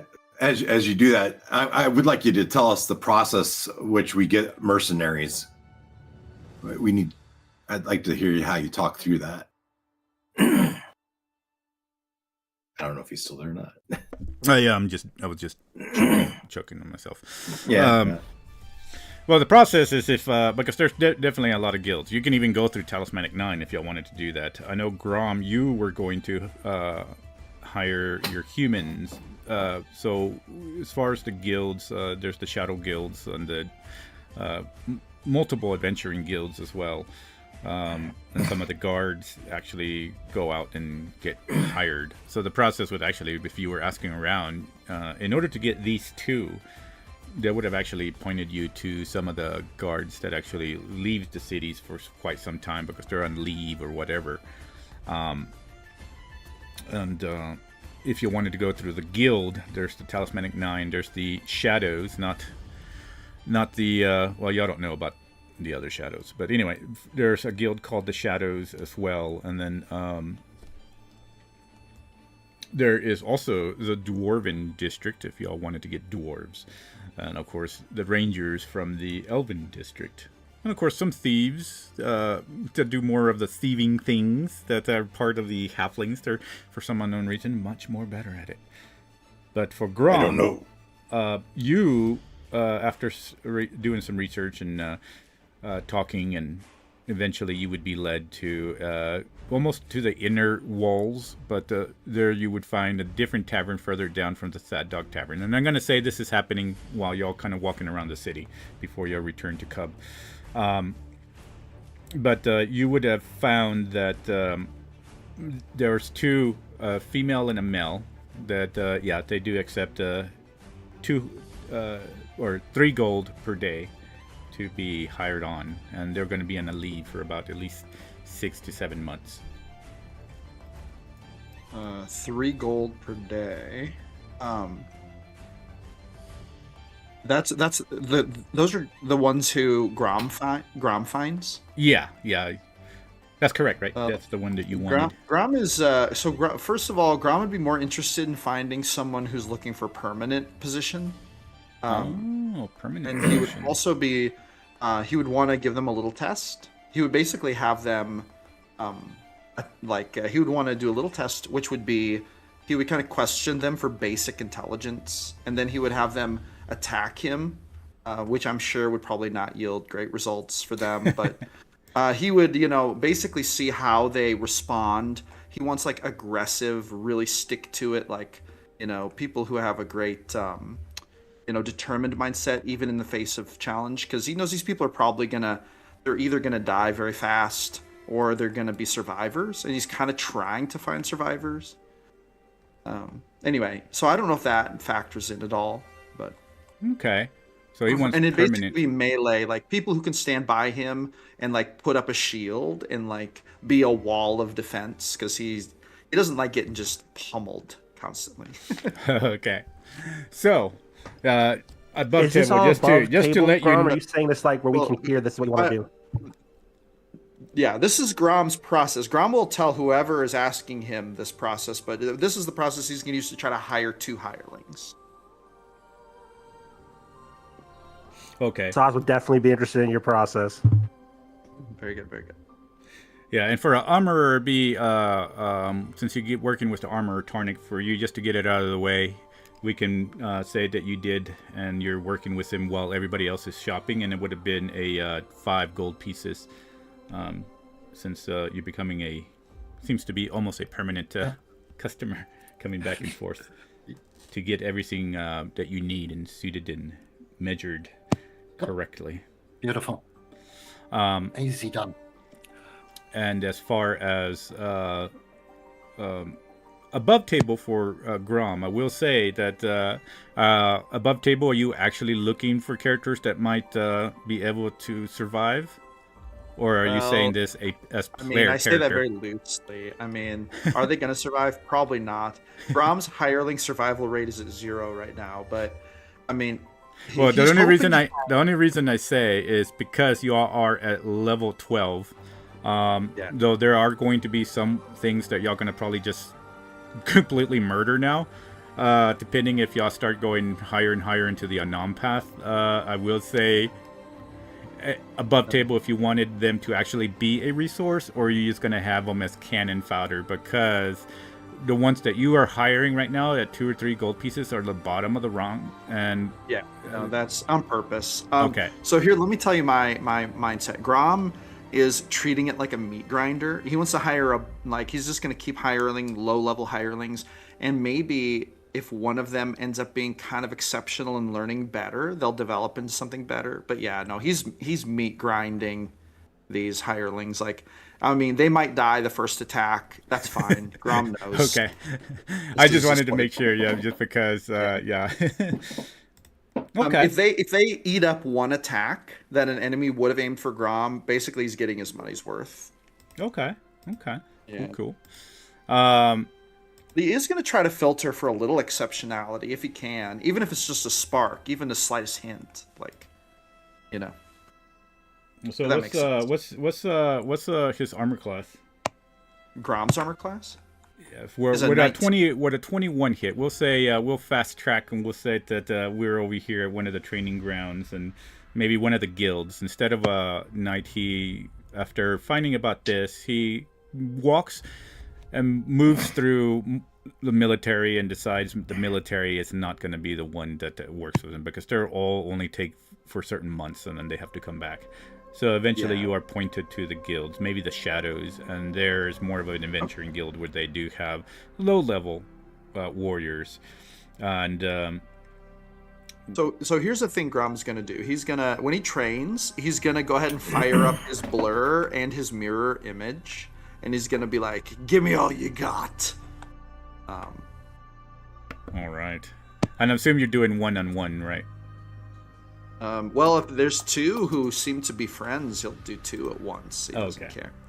Well, but he's one of going them, to fire up his mirror image and his blur to make it harder to hit him. And then, I mean, he's going to, you know, I don't know if they're actually going to succeed at hitting him, but I mean, he's just going to try him out. But what he's kind of looking for more is like tenacity and go stick to itiveness, people who don't give up, that kind of thing. Well, yeah, they're part of the guild, but they're part of the lower rung. So they definitely have some tenacity. The female for sure is trying hard. In fact, the female actually rolls 221s to hit. Ooh. So can I roll on my my mirror image to see if it... Oh, yeah, for sure. If you have the mirror images up. And I assume everybody else, except for Tarnik, is there in Cub. Which... I rolled a 19 on my mirror image. Okay, so yeah, it would hit that. And then he would try to hit her with his horns in Okay. response. Like, we're rolling the horns here. He would have gotten a 14. A 14 will... Oh, wow. Yeah, it actually misses. Ooh, it's okay. Anyway, Grom's impressed at that point. He's going to be like, you're in if you want the job. Well, she would accept. And then the guy rolled an 8 and 11, so he didn't do very well. Well, Grom's going to try to horn him, too. Try to maybe knock him down, you know. Really give him the business. Yeah, the girl is like, yeah. Of course Whoa, I'm in. wow. That's what I do. Grom rolled a 25 to horn. That one would definitely horn him. Now, then Grom would back up and see what the guy's response is. How much damage is it? Pummeled down. Let's see. It would be 6 points of bludgeoning. 6 points of bludgeoning. Or no, 6 points of piercing. Piercing, all right. I mean, he would probably try to go easy on him, though, right? Like, he's not trying to kill him. He, the guy would, you see it like your left horn, you rush. Now he's taking you on. The girl sliced in and mirror imaged one of your magic duplicates there, but this guy walks around, dust lifting everywhere. As he swings at you, you are able to sidestep, and then you horn him.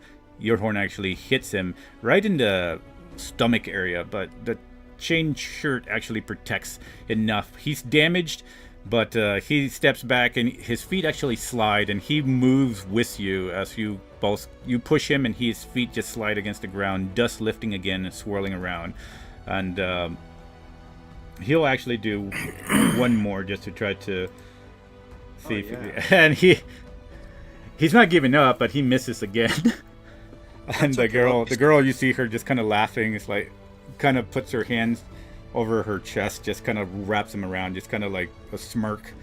It's like, geez, yeah, I could tell you do fight. Maybe you should start drinking like you do when you're trying to fight at the bar. So maybe you can actually hit somebody. Aim for the middle one. And she's pretty much just getting him give grief as he like just clenches his teeth and starts like. Can Grom roll an insight to see how he's taking this? Grom's just trying to get a quick read on his, like, is he like a little, like, is he being a little wimp about it, or is he taking it good? Like, you can roll. You can roll. All right, here we go. Insight. Ooh, heck yeah. 25 insight check. 25. He seems annoyed at her, but his focus is still a warrior's focus. He's not taking his focus. He's not letting his emotions. They are, of course, guildies, so they've known adventure. They've known and gone out and done things. So he's not letting the emotion get to him. He's just clenching his teeth, and his eye just kind of twitch over to her every now and then. Okay. Grom likes this. He's gonna stop the combat, and he's gonna be like, I'm impressed. All right. and then he's gonna dole out 3 gold to each of them. And she kind of looks over at the gold. You're impressed that he missed? He's like, impressed that he didn't give up and that he put up with you. It's like, well, I guess that takes a lot of tenacity to put up with me. And she kind of smiles and smirks at Grom. You're going to have that a lot on our journeys. He's going to give her a creepy wink, and he's going to say, he's basically going to assess their gear, like ask them if they have what they need. Do they have what they need? Does he think? Oh yeah, they have their gear. They have extra clothing and everything inside. And she like looks over and it's like, well, all right then. So where are we going? He's gonna tell the 2 of them, get your affairs in order and then meet me. He's gonna have them meet them for dinner, basically, like when they go to that dinner. Okay. That's what he's gonna have them officially meet up, and then he's gonna say, when you get there, I want you to assume you will not be back for a long time. It could be months. So prepare your affairs as needed. The rate will be 3 gold per day. And she looks over at the guy and is like, 3 gold a day. That's better than 3 copper, she whispers. Grom's gonna pretend not to hear. He's just gonna like hum to himself and gather his stuff and be like, I will see you tonight. And she says, you sure will. And then he's gonna be on his way. Then he's gonna pick up a big case of wine on his way back, and that's the only other thing he's gonna do. Okay. So whatever you paid them, and then the wine would be, are you looking for, well, yeah, we'll just say another good 2 gold pieces for a case of wine. It'll be the lower end. Unless you want higher end, then it'll be around 10 gold pieces. He's gonna buy a case of lower end and a case of higher end, so 12. 12 gold pieces. All right, make a note of that. He's stocking up for the trip. Excellent. Okay, so everybody getting their affairs done and pretty much completed. Is any before we return to Cub, anything else that y'all need around the city that we could fast track? I just have a minor question. Go ahead. Where can I buy those? It's no trouble actually just dipping, but that takes an action, and these are already blessed.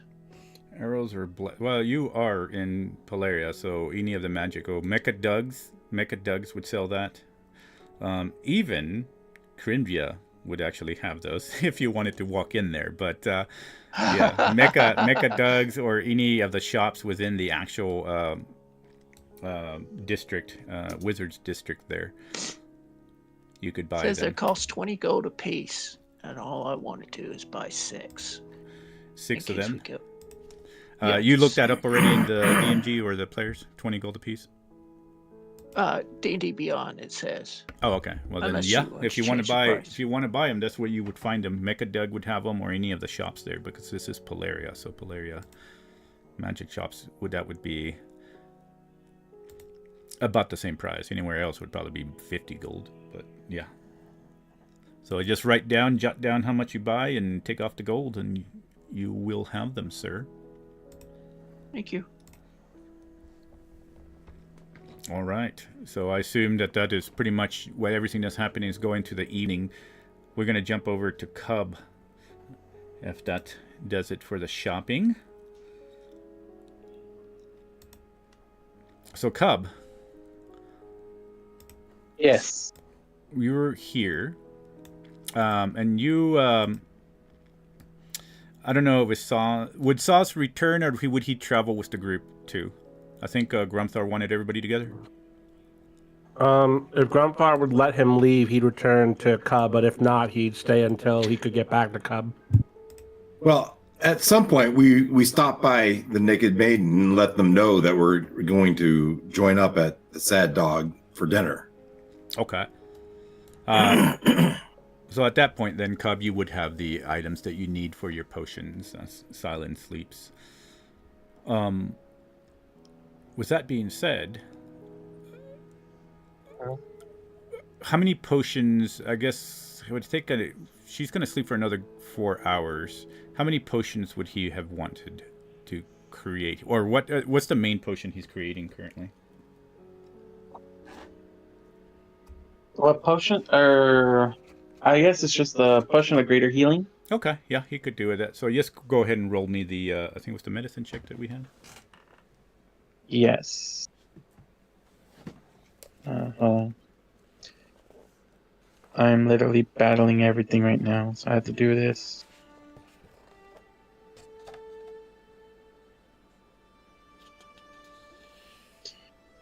Okay. So hold on, let me check. I think it is you said, yeah, I think we said medicine. Yes, right? I think so. Yeah, you go ahead and roll it.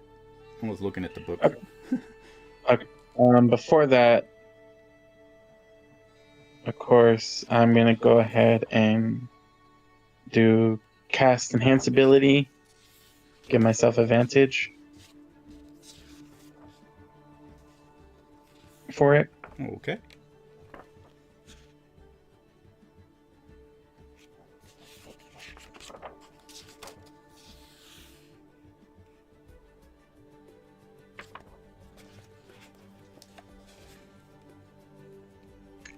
Wrong one. I picked the wrong one. My bad. Wait, he's in the brothel. Can't he even cast a spell? Oh, wait, you are in a brothel. You can't cast spells in there. That's what I keep forgetting. Oh. I forget. Was everybody else casting spells? That's what I keep forgetting about that. Okay, well, 17. 17? Yeah. Okay, well, that's enough to get you the medium. So, if I remember right, where did I go? 85.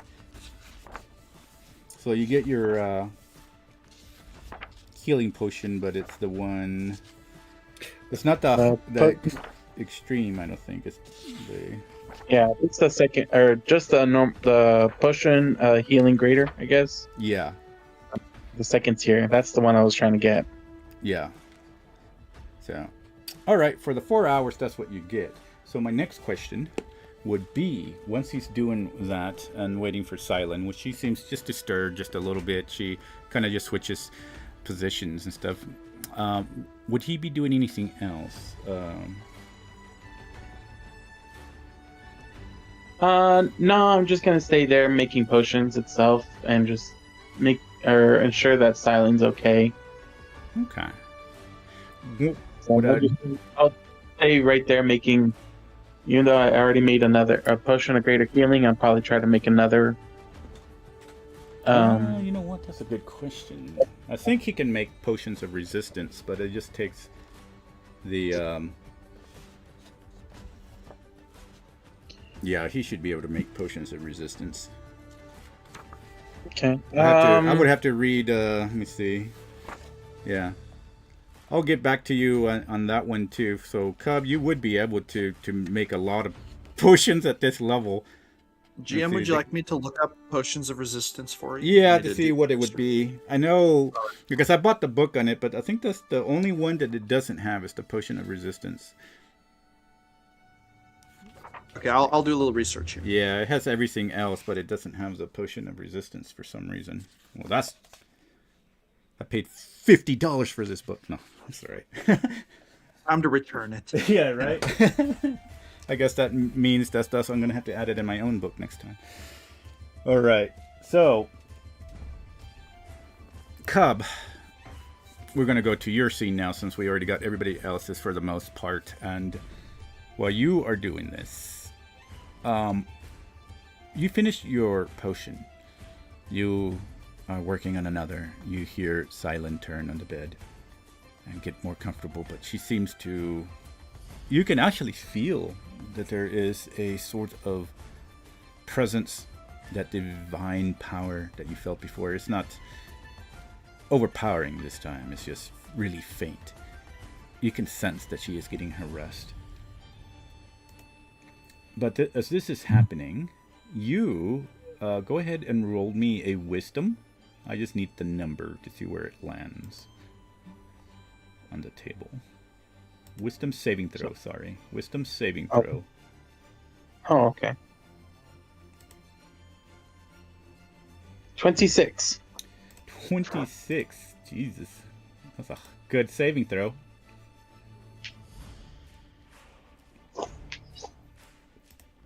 Okay. Yep. So that lands on the positive.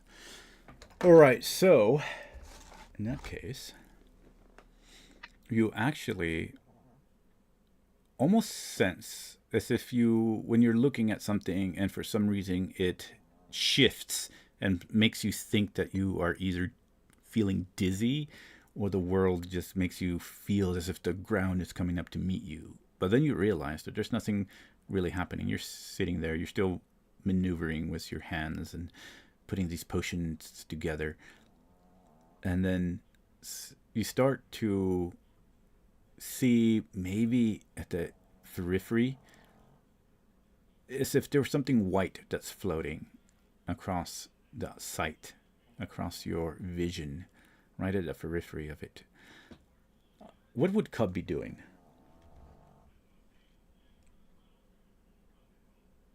I would basically as I'm working and as I look at it in my peripheral vision, I'm like, don't worry about it, don't worry about it, don't worry about it, don't worry about it, don't worry about it, don't worry about it, while I'm still making my potion. And then like every I guess a few seconds I was like, I'm gonna worry about this, I'm gonna worry about this, I'm gonna worry about this, don't worry about it, don't worry about it. Why am I worrying about this? This has got to be annoying. Why am I still worrying about this? Whatever's happening? And then finally I take a look at what's going on. All right. You see, weirdly enough, your vision swipes, and it's almost like a windshield wiper kind of thing, even though your character wouldn't understand that, but it swipes as you look over. You see the bed of Silent, and it's strange, the whole walls are gone, and snow is actually falling, and there's forests in the background, covered in snow, evergreens that are barely peeking out a little bit of that soft and shaded green past the white.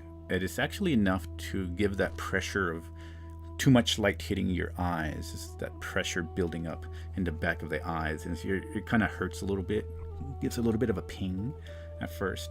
And if you do turn around and look, all of a sudden the rest of the room is gone, and the snow is falling, but you don't feel cold. Silent is still sleeping, and the wind, you can see the wind stirring up snow from the ground, swirling all about you. The sky above you is nothing but that still gray clouds, actually floating by rather quickly, as if to give indication that the wind is rather raging up there. But here, still calm, just a soft breeze. It touches against your skin, but you don't feel, in a sense, any danger or malice. It's just you, Silent's bed, and Silent sleeping on it right now, in a strange world of snow and ice. What would Cub be doing? In my head, I'm gonna be like, damn it, I got worried about this, and I looked, and sure enough, something's wrong is happening here. And I'm gonna go. So I go and I kind of like push the bottles or my ingredients and stuff out of the way, where I don't trip over them, and I don't knock them over and mess up the preparations, or my measurements and everything, or so I don't knock them over. Okay. And I get up and I go, I kind of start walking towards Silent, and I'm like, as I'm walking towards her, I'm just going, it's like, Silent, if this is you, you're gonna need to stop, sweetie. And if it's not you, whoever's doing this, you're gonna have to like show yourselves, because I don't like this. And nothing responds.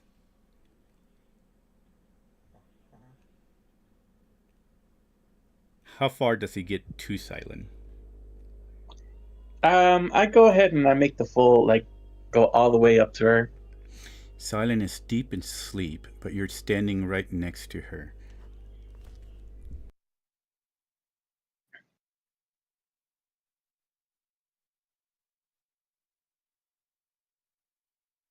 So as I go up to her, I'm just like gonna go and I kind of like go kneel down, or like I start like kneeling towards her.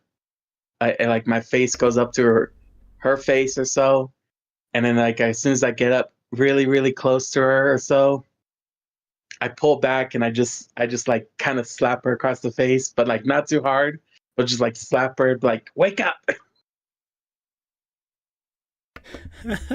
Okay. As you slap her across the face, the world actually seems to crack and shift. And as it shifts, you see the landscape just change. And as it changes, you see... Let's see if I can do this as more of a... Boom. So this is the landscape that you see now. It should pop up on your screen. I can't see anything right now at the moment. Oh, you don't see? Okay. So basically what you're seeing is... I can't see anything because I am literally struggling with my services right now, so I'm only speaking through everything through Discord on my phone. Okay. So you see this forest, bright lights everywhere, different various colors, prismatic colors everywhere, from mushrooms on the ground to a path that's also glowing some sort of grass-like, purple, blues, pinks, reds, oranges. Fills your eyes, and you don't see Silent's bed anymore. You don't even see Silent anymore, but you see this forest, and you sense as if there's a different presence as well. And with this presence, you hear a voice, and it sounds familiar, as if you've heard it before, but you can't quite place it. But it's smooth and low, and it says, "I remember you. I remember your face."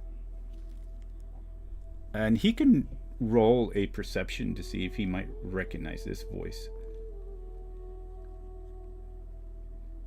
Am I still under the influence of the tavern area or no? At this point, you don't think that you are. Okay. And I'll explain that later. So you said perception check? Yeah. All right, I'm gonna I'm gonna attempt the guidance as well with it. Okay.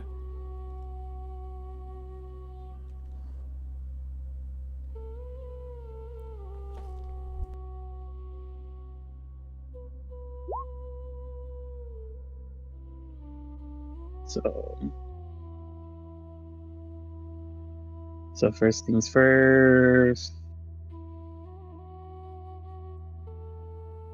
All right, so that's a 4 for my guidance. And then perception check is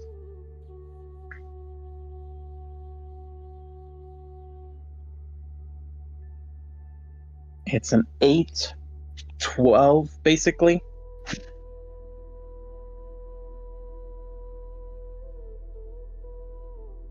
Okay, so he might not remember the voice, though it does seem familiar. And you see a figure start walking out of the forest. And this figure has silver hair. And she looks to have interesting eyes. One of blue, maybe one of gold. The face is human, but you see the body is almost like morphing, some sort of black skin, but eventually becomes fully human, and possibly maybe druidic magic that you can sense that's happening. And even though nobody else can, even though you can't see it, I'll probably put this in the stream. Let me see if it'll pop up. If I can drag and drop this image. Well, that's a big image. See if I can get it in there. There we go. Maybe right about there.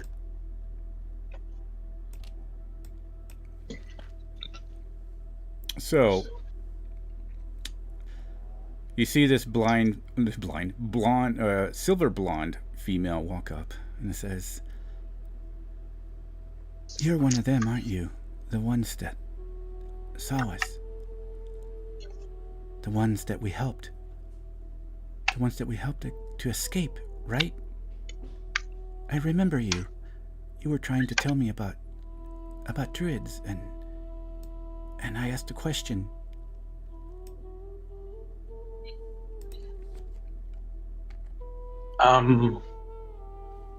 I guess so. She says, "You were there. We fought against the big worms. The purple worms. They were corrupted. You're from Vilanthi's world. From this world." Yeah. Says, "She knew about it. Once you told her, she's been preparing. She's been waiting. She used all her resources here. She brought me here with her. And she looks around and she's like, something's triggered. Something's happening. I think it's the signature. You're near the signature. The one that Luminoid said. You're by one of the sources. The source of the power. The one that gives life to the forest." Oh, yeah. I mean, I am trying now, but I wasn't that before.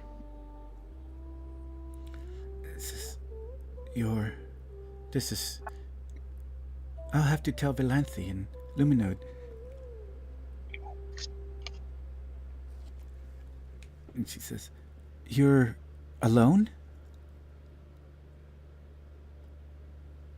I'm alone now, but I'm not really alone. There was a little girl on the bed. She was asleep and everything. I don't know what happened. She was asleep and she caught some kind of something was happening, so I thought it was her. So kind of actually like I slapped her across the face. Not so hard though, but like I slapped her. Thought maybe it was her magic that was doing something, but like I was trying to like maybe get her to wake up, and somehow I'm here. She walks closer, and she like walks all the way up to Cub, and she will reach out to Cub if Cub allows her. I will. And she touches Cub's shoulder. I am Luna. And if you don't remember me, you and your group, you fell into a different world. And we helped you. Valanthe helped you. But she is a queen now. And she has a lot of resources. And she looks around in the forest. This is the prismatic forest. And Wait, are you talking about the snow area that with the giant worm? yes. Where like Yes, you helped me. I asked you questions. It helped me change. I became a powerful druid. I helped, and we battled, and we helped the land. But then she came back, and she's been here for a long time, and she remembered your words. You and I can't remember the other's name. Tarsi? And there was a Graham? I think there was a Graham, a person named Graham, and Gramtar. yeah, Gramtar and Graham. yeah, I remember them. She says, well, she's been preparing, and she found out about the signature, about the nodes. But me and Luminode were tracking them, and somehow there was a crack in the sky, and then we saw you. Everything's happening. We're linked. We're trying to do what Anam is doing. Working through the mind. He's using the mind maps. Valanthe found this out. Valanthe found out about the nodes. Says, we've been working in the prismatic forest, but the prismatic forest is very powerful and strange and does unknown things. It works with different timelines, and it can break through things. So we're trying to be careful, and now we're here with you, where I am. Yeah.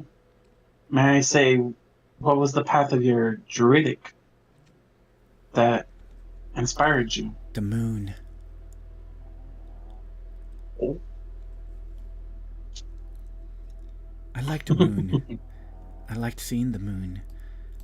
But then she looks back. You can't see what she's looking at, but the forest is there, glowing around in these prismatic colors. Oh no.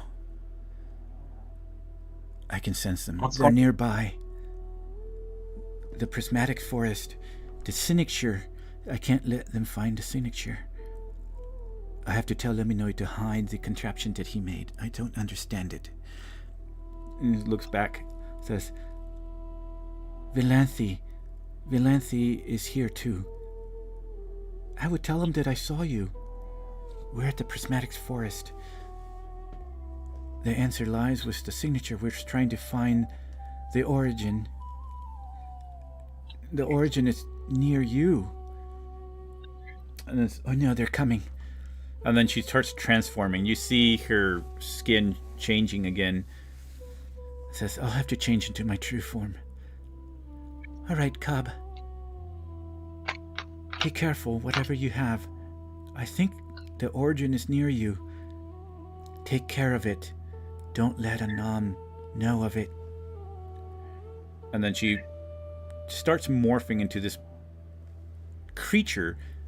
You see horns spilling through her rib, and not the rib, but her spine, cracking through the skin and tearing through the clothing that she's wearing, and she completely forms into this large, mauled, dark creature and vanishes into the forest. And then the forest fades away. And then suddenly, as if it's just a dream, you kind of just maneuver your body, But you're actually just working on potions in front of the couch there. Silent, still sleeping in the bed. You're back in the room. And it feels as if it was a memory of some sort, but you know it's real. It's a strong vision.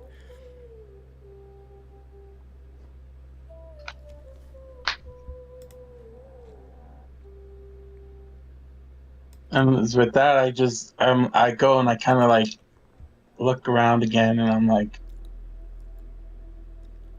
this prismatic forest.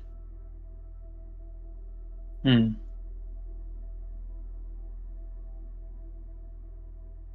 must be some place that we must avoid. Whatever key that we have, we must make sure to avoid it from being there.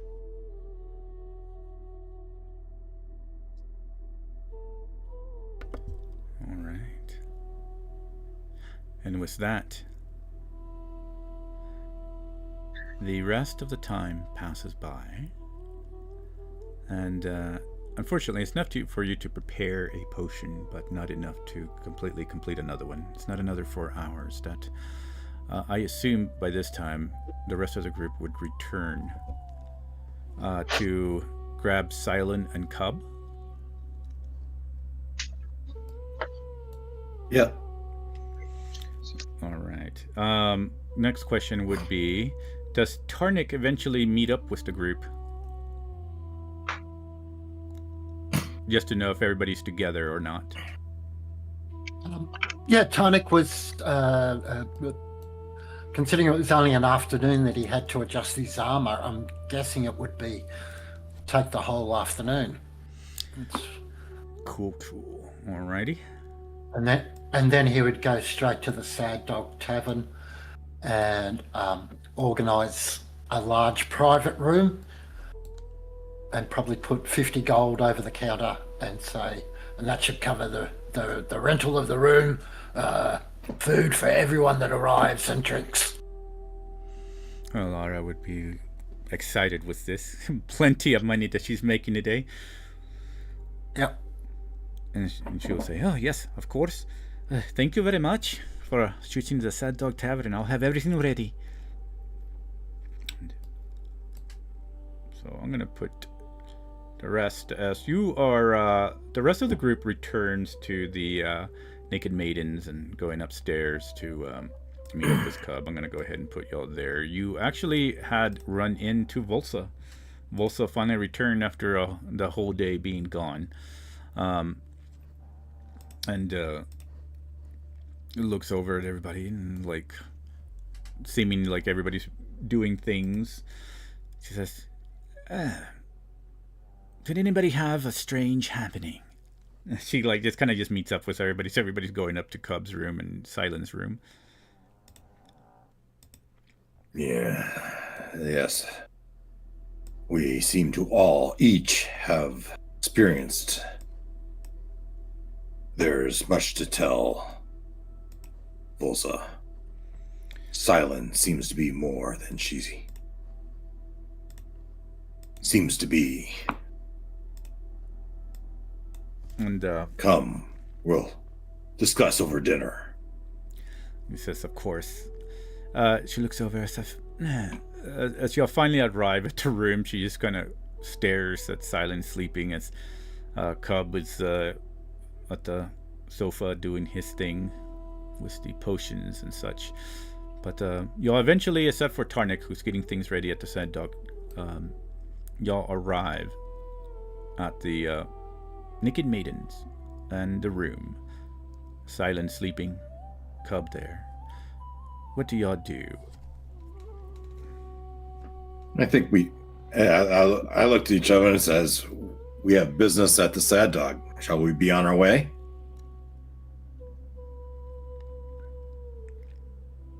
And everybody gets, and the tokens that are there, that's who everybody is. Ground would be asking if, Silent can be woken up, asking Cub. Yeah, Cub? I'd say we can wake her up itself.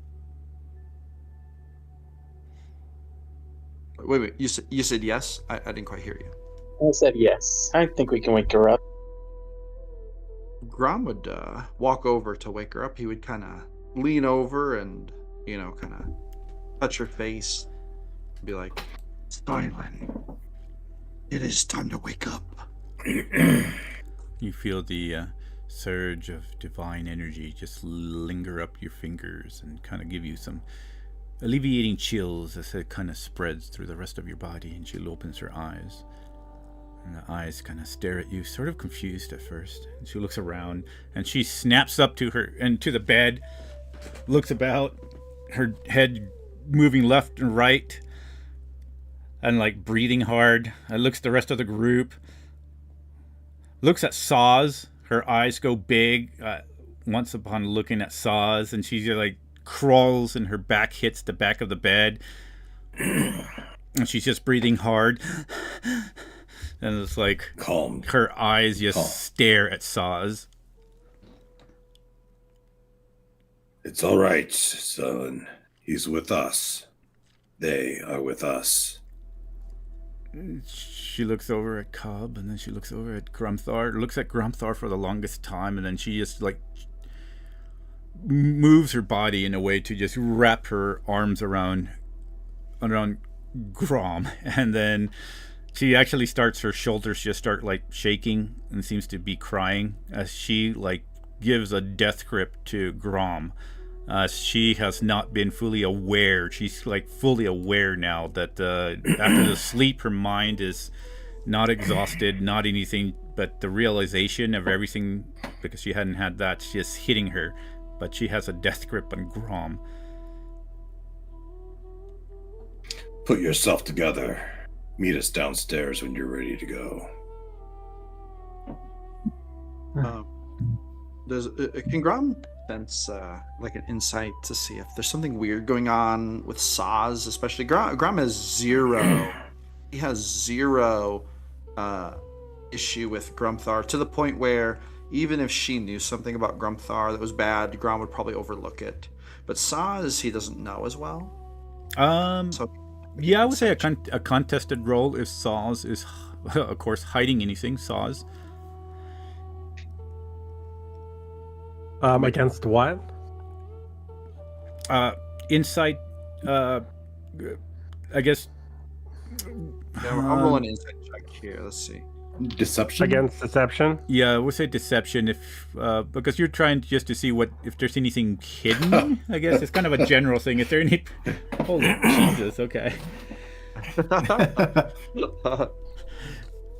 Okay. Is there any? Okay, so in particular terms, I guess defined terms. Is there anything that he's trying to read off of Saz? Yes. Just to see why Silent might be reacting this way, and if, like, kind of getting a sense, is this guy, like, does he have something to hide? Is he doing something? Like, getting a sense of whether he should follow through on it, or if he should just reassure Silent, that kind of thing. Oh, okay. Aside from that, I guess it would be up to Saz. Saz, particularly with Silent, there doesn't seem to be anything very apparent that has to do anything with Silent. It could just be the physical form of Saz that she's seeing. It might be triggering something. Aside from that, if was that insight of 29, I would have just asked Saz if there would be anything else that you think Grom would pick up on that Saz might be trying to keep hidden, that might be something a 29 would pick up, if he has anything at all. The why Silent would react that way? Well, with Silent, it's a different category. Silent, from everything that Grom would be able to pick up on, is probably more of the physical look of Saz than anything else. But as far as Saz, aside from that, if with that insight check being so deep, would there be anything that Saz would possibly be hiding that they might think like, that a 29 might pick up, if anything at all. Wait, almost hold. When Saz would see Silent's reaction to him, Grom would like be scanning Saz to be like, is he like, letting anything through the cracks? Like, she's on to me or something like that, that kind of thing.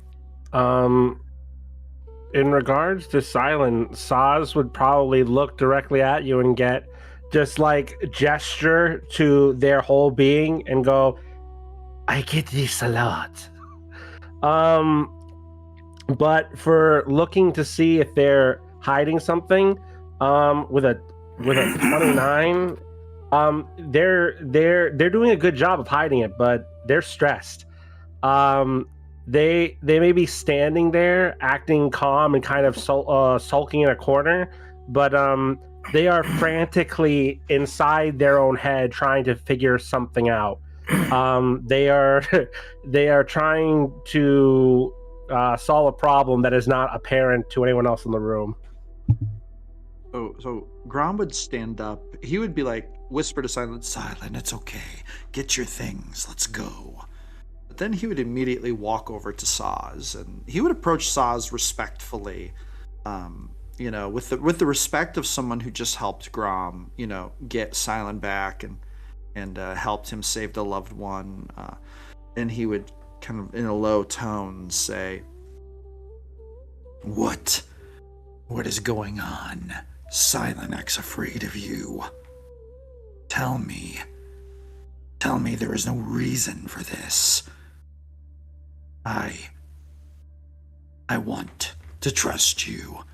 You are my brother, a member of the clan. However, and he's going to kind of glance back at Silent. And he's trying to be quiet enough that she doesn't hear this, or anyone hears it, actually. He would say, I must know, friend. Trust me, I am not a moral person. If you are up to no good, it is highly likely that I will not care unless it affects Silent or negatively affects Bazgoth.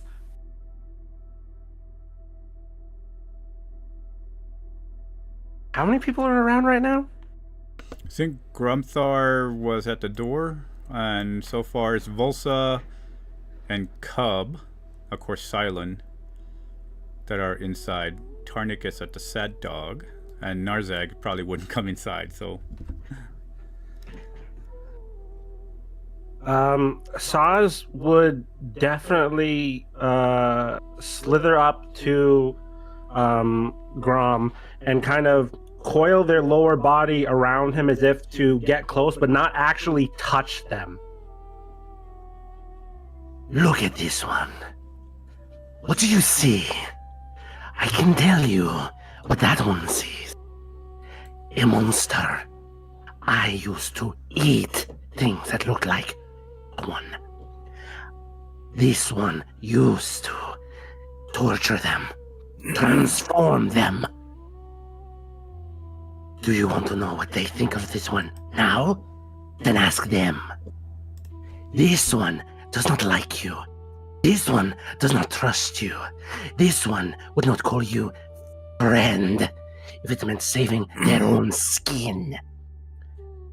This one has their own problems to deal with, and you are not one of them. And literally just try to slither out of the room. and can I roll like an insight to see if that's kind of like the whole of it, that kind of thing? Would it be GM? Would it be fair for yeah, Grom? you can roll an insight. I guess it would be another contest that is Saz is deceiving anything at all. And above table, like says, I don't know if you're trying to deceive Grom or not. He's just trying to, determine if there's like a threat or something. I made the roll. It takes a minute. It's like taking a minute. Yeah, it's clunky. I don't know what it is for you, but there's an 18 on my screen. An 18 for my roll. Yes, but that's just the roll. I don't see what everything else is. Yeah, I don't know. I made the roll, but I don't see. Let's see here. Because it doesn't show up in the log for me, but I got a 20. Okay. Yeah, I don't see any. Maybe I'll try it again here. It's acting very strange. It's not acting like it's made a roll. 14 on the screen. Like my It dice. was yeah. It was an 18 before, so just go with the 18 and add whatever your thing is, because I did a custom roll and just it says 11, but that's not what it is. Oh, an 18 plus 12 for insight. Jesus. This would be 30. So Saz didn't lie. That was literally everything that they just said was 100% true. Okay. They are not trying to hide anything, but they don't trust or like you enough to give you any information at all. From the moment they met you, all you've done is put their life in danger. They hate you, but Yeah, the rest of them tolerate you, so they put up with you. This is super fair. Then as Saz tries to leave, I would say Grom kind of tries to jump in front of him and put an arm across the door to stop him. So Grumthar's there, right? And he's heard all this, and he would. Grom was he would, trying to whisper. I don't know if Grumthar would have heard. Grom might not have been successful in hiding. I mean, you're all within 10 feet of each other, right? Yeah, well, GM can rule on that, but I mean, Grom is probably not the quietest, but he was trying to whisper. I don't know if that matters. I'll say Grumthar, since you were walking to the door, you can roll a perception, and I would just say with a disadvantage, just to see, because if I guess if Grom is knowingly trying to keep it, I don't know how far you would have gotten to the door to the hall. That's fine.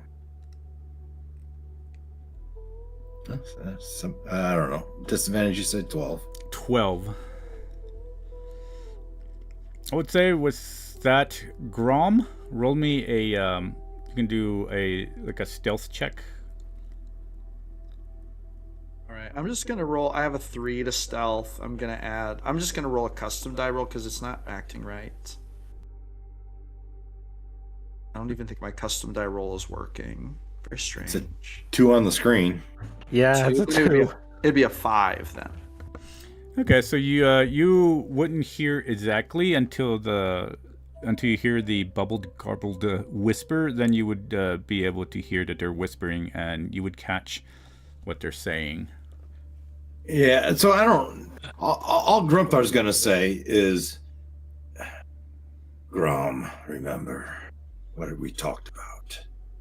There's a darkness in each of us, and we must trust each other. And I'll just walk out. And then Grom, I don't know if Grom would be fast enough. I mean, he's not gonna really make a scene of it, but if he could step in front of Saz and put a hand on the door and say one more thing to Saz, he would. But I don't know how quickly Saz is trying to get. If Saz is leaving very quickly, he may not have time, and then he'd just leave it be. I feel like that might be more up to Saz than anything. Yeah, Saz. About how fast? So Saz is a giant snake. So putting your hand in front of the door wouldn't exactly stop them, but it's more. This is definitely interesting enough that they would pause for a moment. Yeah. Okay. So then Grom would say to him, Listen, I understand what you're saying. You have a right to feel a certain kind of way about me. I want to do good by you. I'm not trying to start a fight.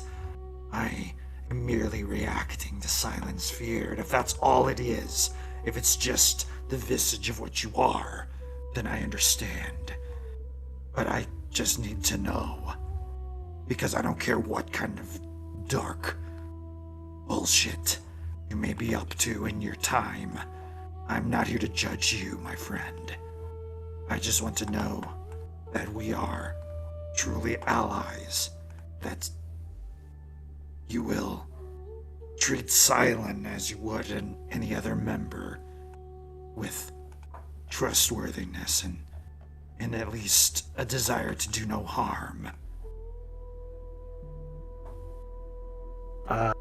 Saz will look back at the elf girl and look at Grom and just take a moment, look down, look back up, and with all seriousness, This one only trusts one member of Bazgoth, and you are not Grumthar.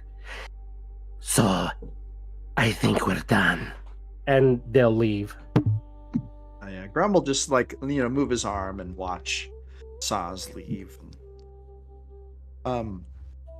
Okay, very good. No, Grum's just gonna kind of watch him leave with a little bit of broodiness in his eyes, but he's not super worried about it. He's just gonna get ready to go, basically.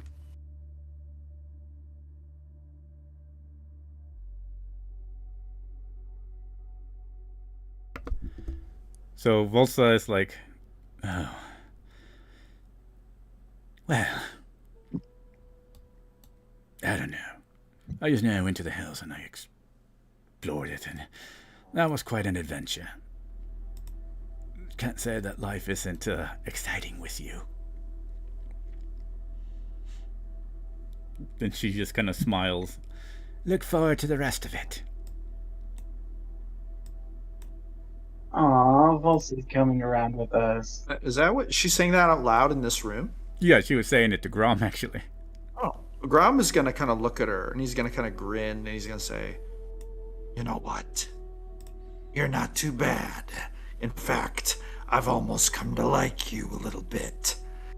I think that I'm glad you're sticking around. Well, I was told that maybe I can go and see my mother if I help the group. So I can look forward to that. I have words with her. And the one who brought all this. And she kind of steps around the corner and follows behind Saz. So, leaving just Cub and Grom. So, the only thing that is in the room now is Silent. She, unless somebody got her stuff, the only thing she has is that white drape that Seraphina had gotten her. She's kind of turned into a kind of like a makeshift dress-like looking thing. But she's on the side of the bed, and she just kind of seems to be hyperventilating, just looking down, she stands up and she just kind of like gets to her knees and touches the floor, looks up at Cub, looks up at Grom, and she's just moving around and look at the ground as if something, for the first time ever seen a room.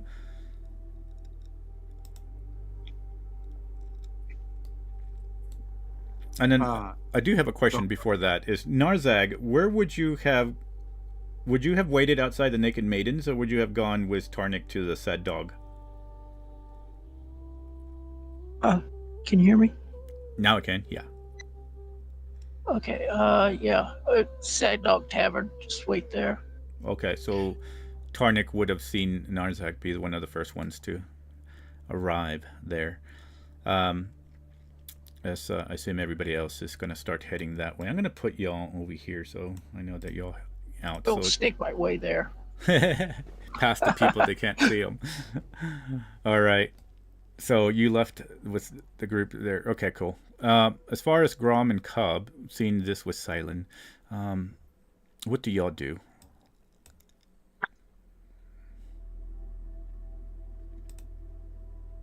I'm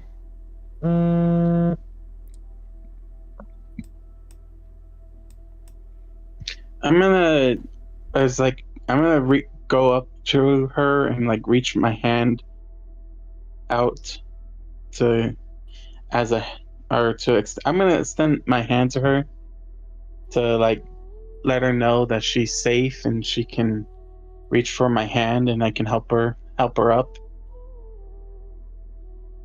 She looks over and she takes your hand.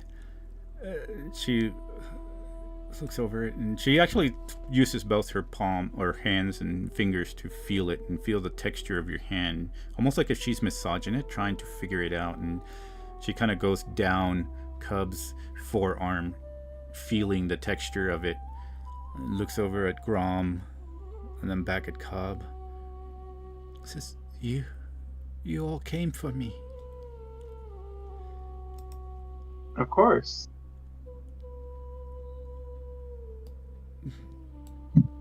She looks and you see tears just kind of falling her eyes, and she says, I didn't know if anybody would. I screamed. It just happened over and over. Again. And then she looks over and she just kind of gives Cub a hug, another death grip hug. Is this real? As she does that, I kind of like I hug her back as well, but then I also like put my head on top, or my hand on top of her head, and I'm giving her like head pats, and I'm like, it's like, yes, it's good to have you back, my little healing slave. And she and I kind of chuckle for the, because trying to give her that memory idea, like how I told her that I wanted her to be like my little healing student, but also like my little slave as well. She just kind of hugs. She doesn't say anything, but she kind of just hugs. And she'll start following Cub and Grom, and she'll actually walk up to Grom and give him a hug too. And after that, she just kind of follows wherever you two are going. She doesn't say very much, just kind of looking around, as if trying to take in everything.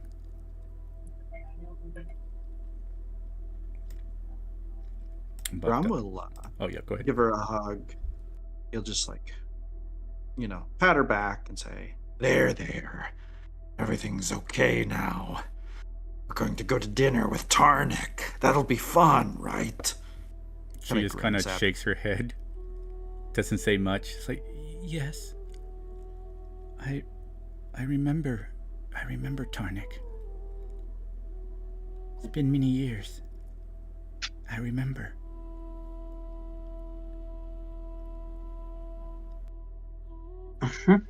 Yeah, Grum's he's gonna she doesn't have any stuff, so I mean maybe on the way he'll grab her some stuff. I don't know,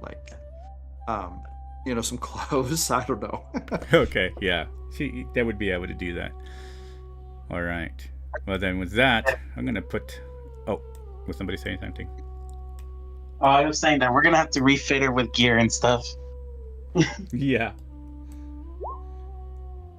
All right. With that, I'll say that the group makes it down to the going down the stairs, and we're going to jump over to Tarnik and Narzag.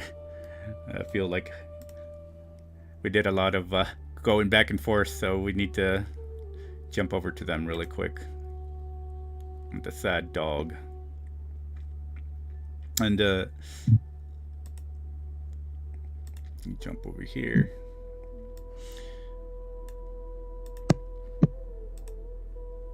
So with the money that Tarnik paid, she actually clears a section down here of the tavern, and tells Tarnik, yes, this whole section right here will be for you. I've cleared it, and I've actually closed the doors. This is enough to cover for the whole entire evening, and it's slow anyway during the week. So this is actually more than I would make. So you can have this entire area here, and if you need anything else from me, I will prepare everything for the guests. Thank you both very much. And she kind of tries to pet the bear. A nice bear you have.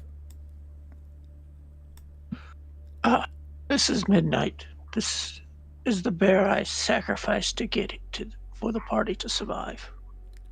Apparently, he returned to me. Well, that's very good. I used to know some people that had such bears that they could return. Always good. And she looks over and says, I'll get everything prepared and ready for the group to show up. And she like runs behind the kitchen unless anybody tells her anything else, and you can hear her talking to somebody back there. And at this point,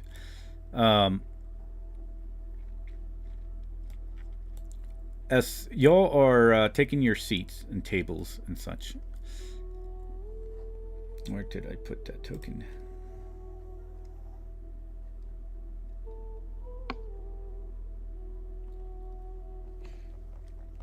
Well, you will see a figure walk in. And this one is an actual orc figure that somehow is missing.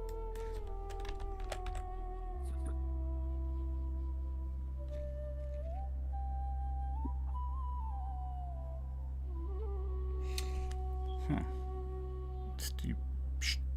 Stupid roll 20. Alright, so we're gonna say theater of the mind. As this person walks in, she actually opens the door, even though that it's locked.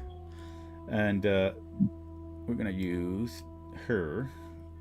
We're gonna just say this is the figure, that way I can have some visuals on the stream. And it's not stream, it's all dark. Yeah, so I just put her there so that way it can light up the stream.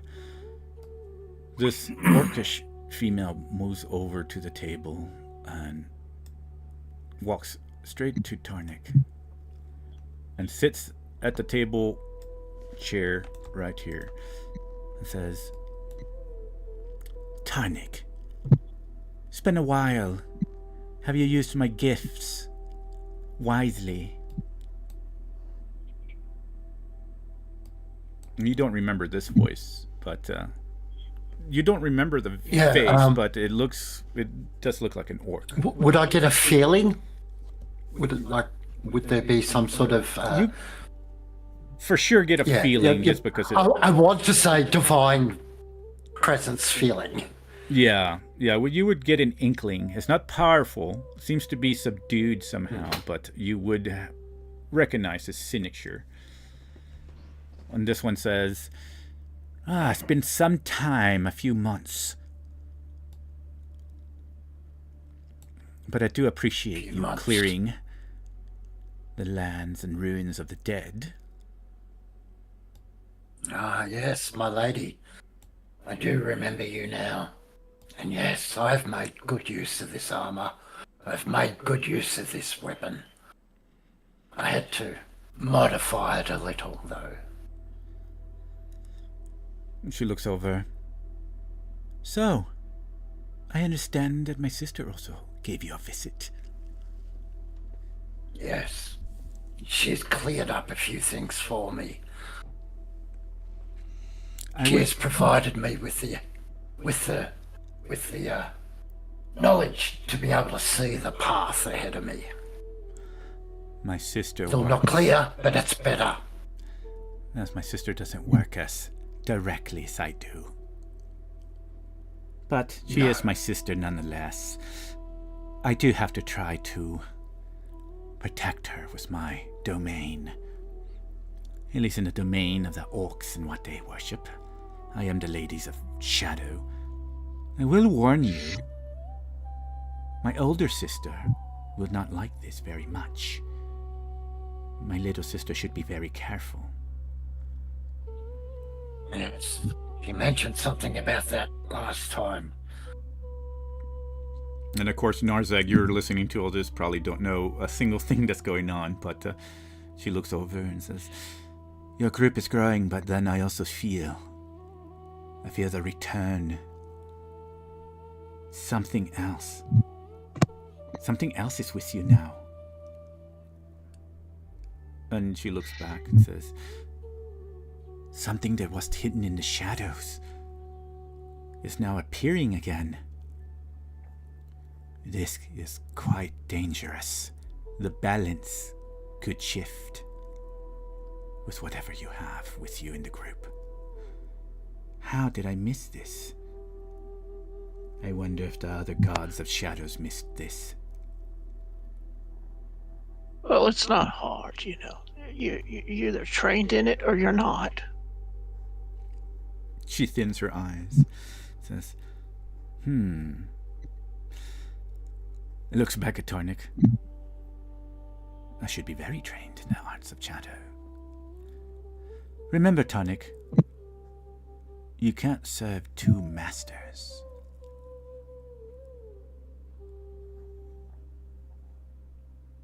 Not serving any master other than myself.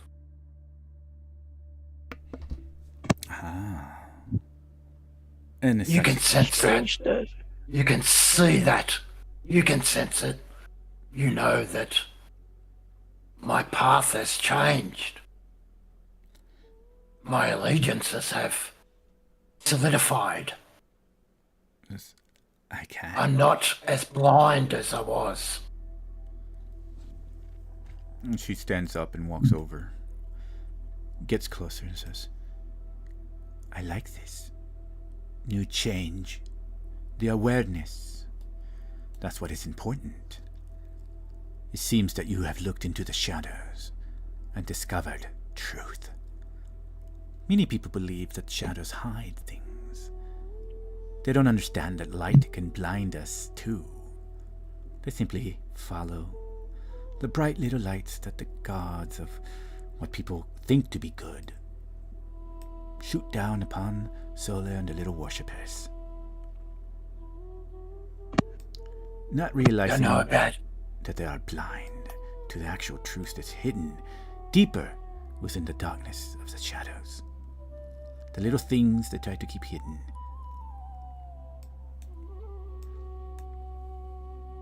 So, these little things hidden in the darkness,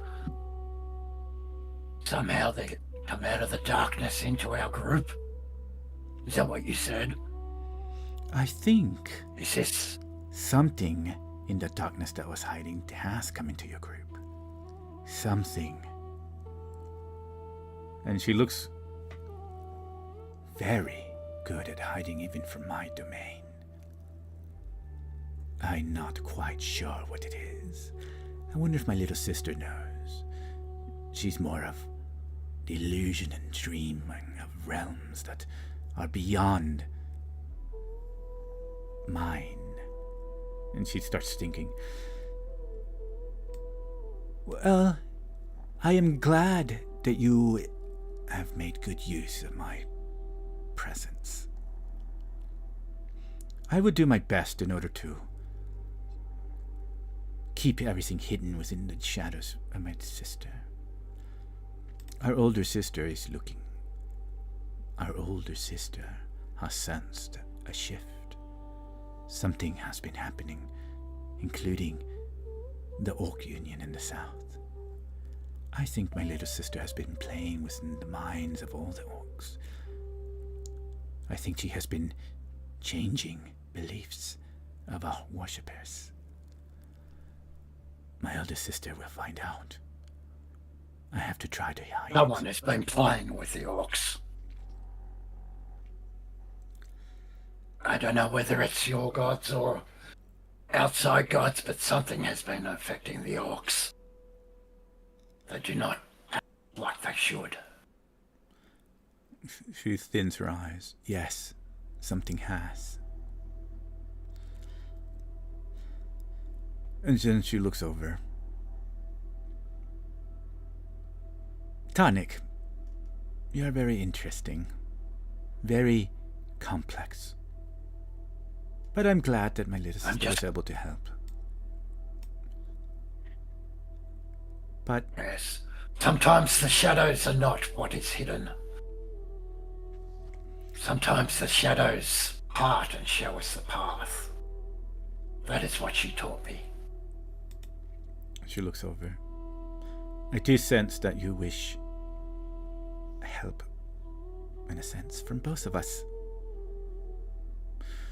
But if you were to decide, and you don't have to tell me right now, if you were to, let's say, gain some sort of loyalty to either one of us, my little sister or myself, which one do you deem more important? Think of this. We can both help you. I am willing to do it in more secret ways, but I will say that if my sister or my father discover what Valera is doing,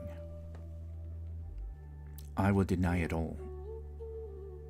I will not allow myself to be captured within the web that my little sister is weaving. I do believe that she's doing good in certain ways. I can see the little aspects and hidden things within the shadows of my domain. But should my father find out, anyone that is following her, and her herself, shall have a large amount to answer for.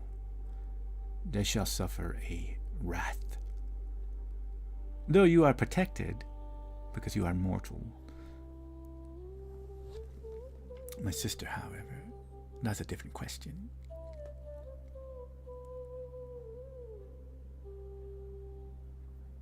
These are heavy tidings. I will need to think on them.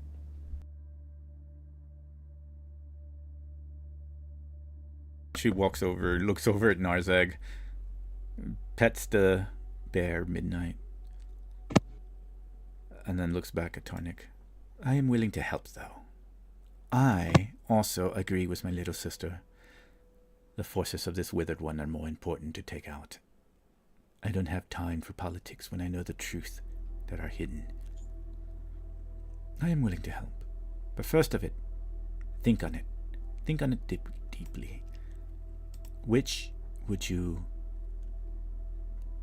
think are more helpful, is what I'm asking. The power and domain of the shadows, or the power and domains of illusion and dreams? It is a choice that you will have to think on. Because I will warn you, it is very dangerous to try to take from both, and different gods. I have seen other gods share worshippers or followers or help those that ask. But unfortunately, I am a greedy god. I like worshippers to be all on my own. But I will help in small things should you decide. I mean, you can keep my weapons that I blessed you with and my armors. And she stands up. But I felt that I had a need to warn you. Oh, wait. I think I remembered you. Weren't you in that dream when I told you you can't serve two masters? She looks over. I don't know what you're talking about. And then she starts walking. Deja vu. Narzak looks at... Tarnik looks at Narzak and says, "That is Lady Lasara. What are you talking about?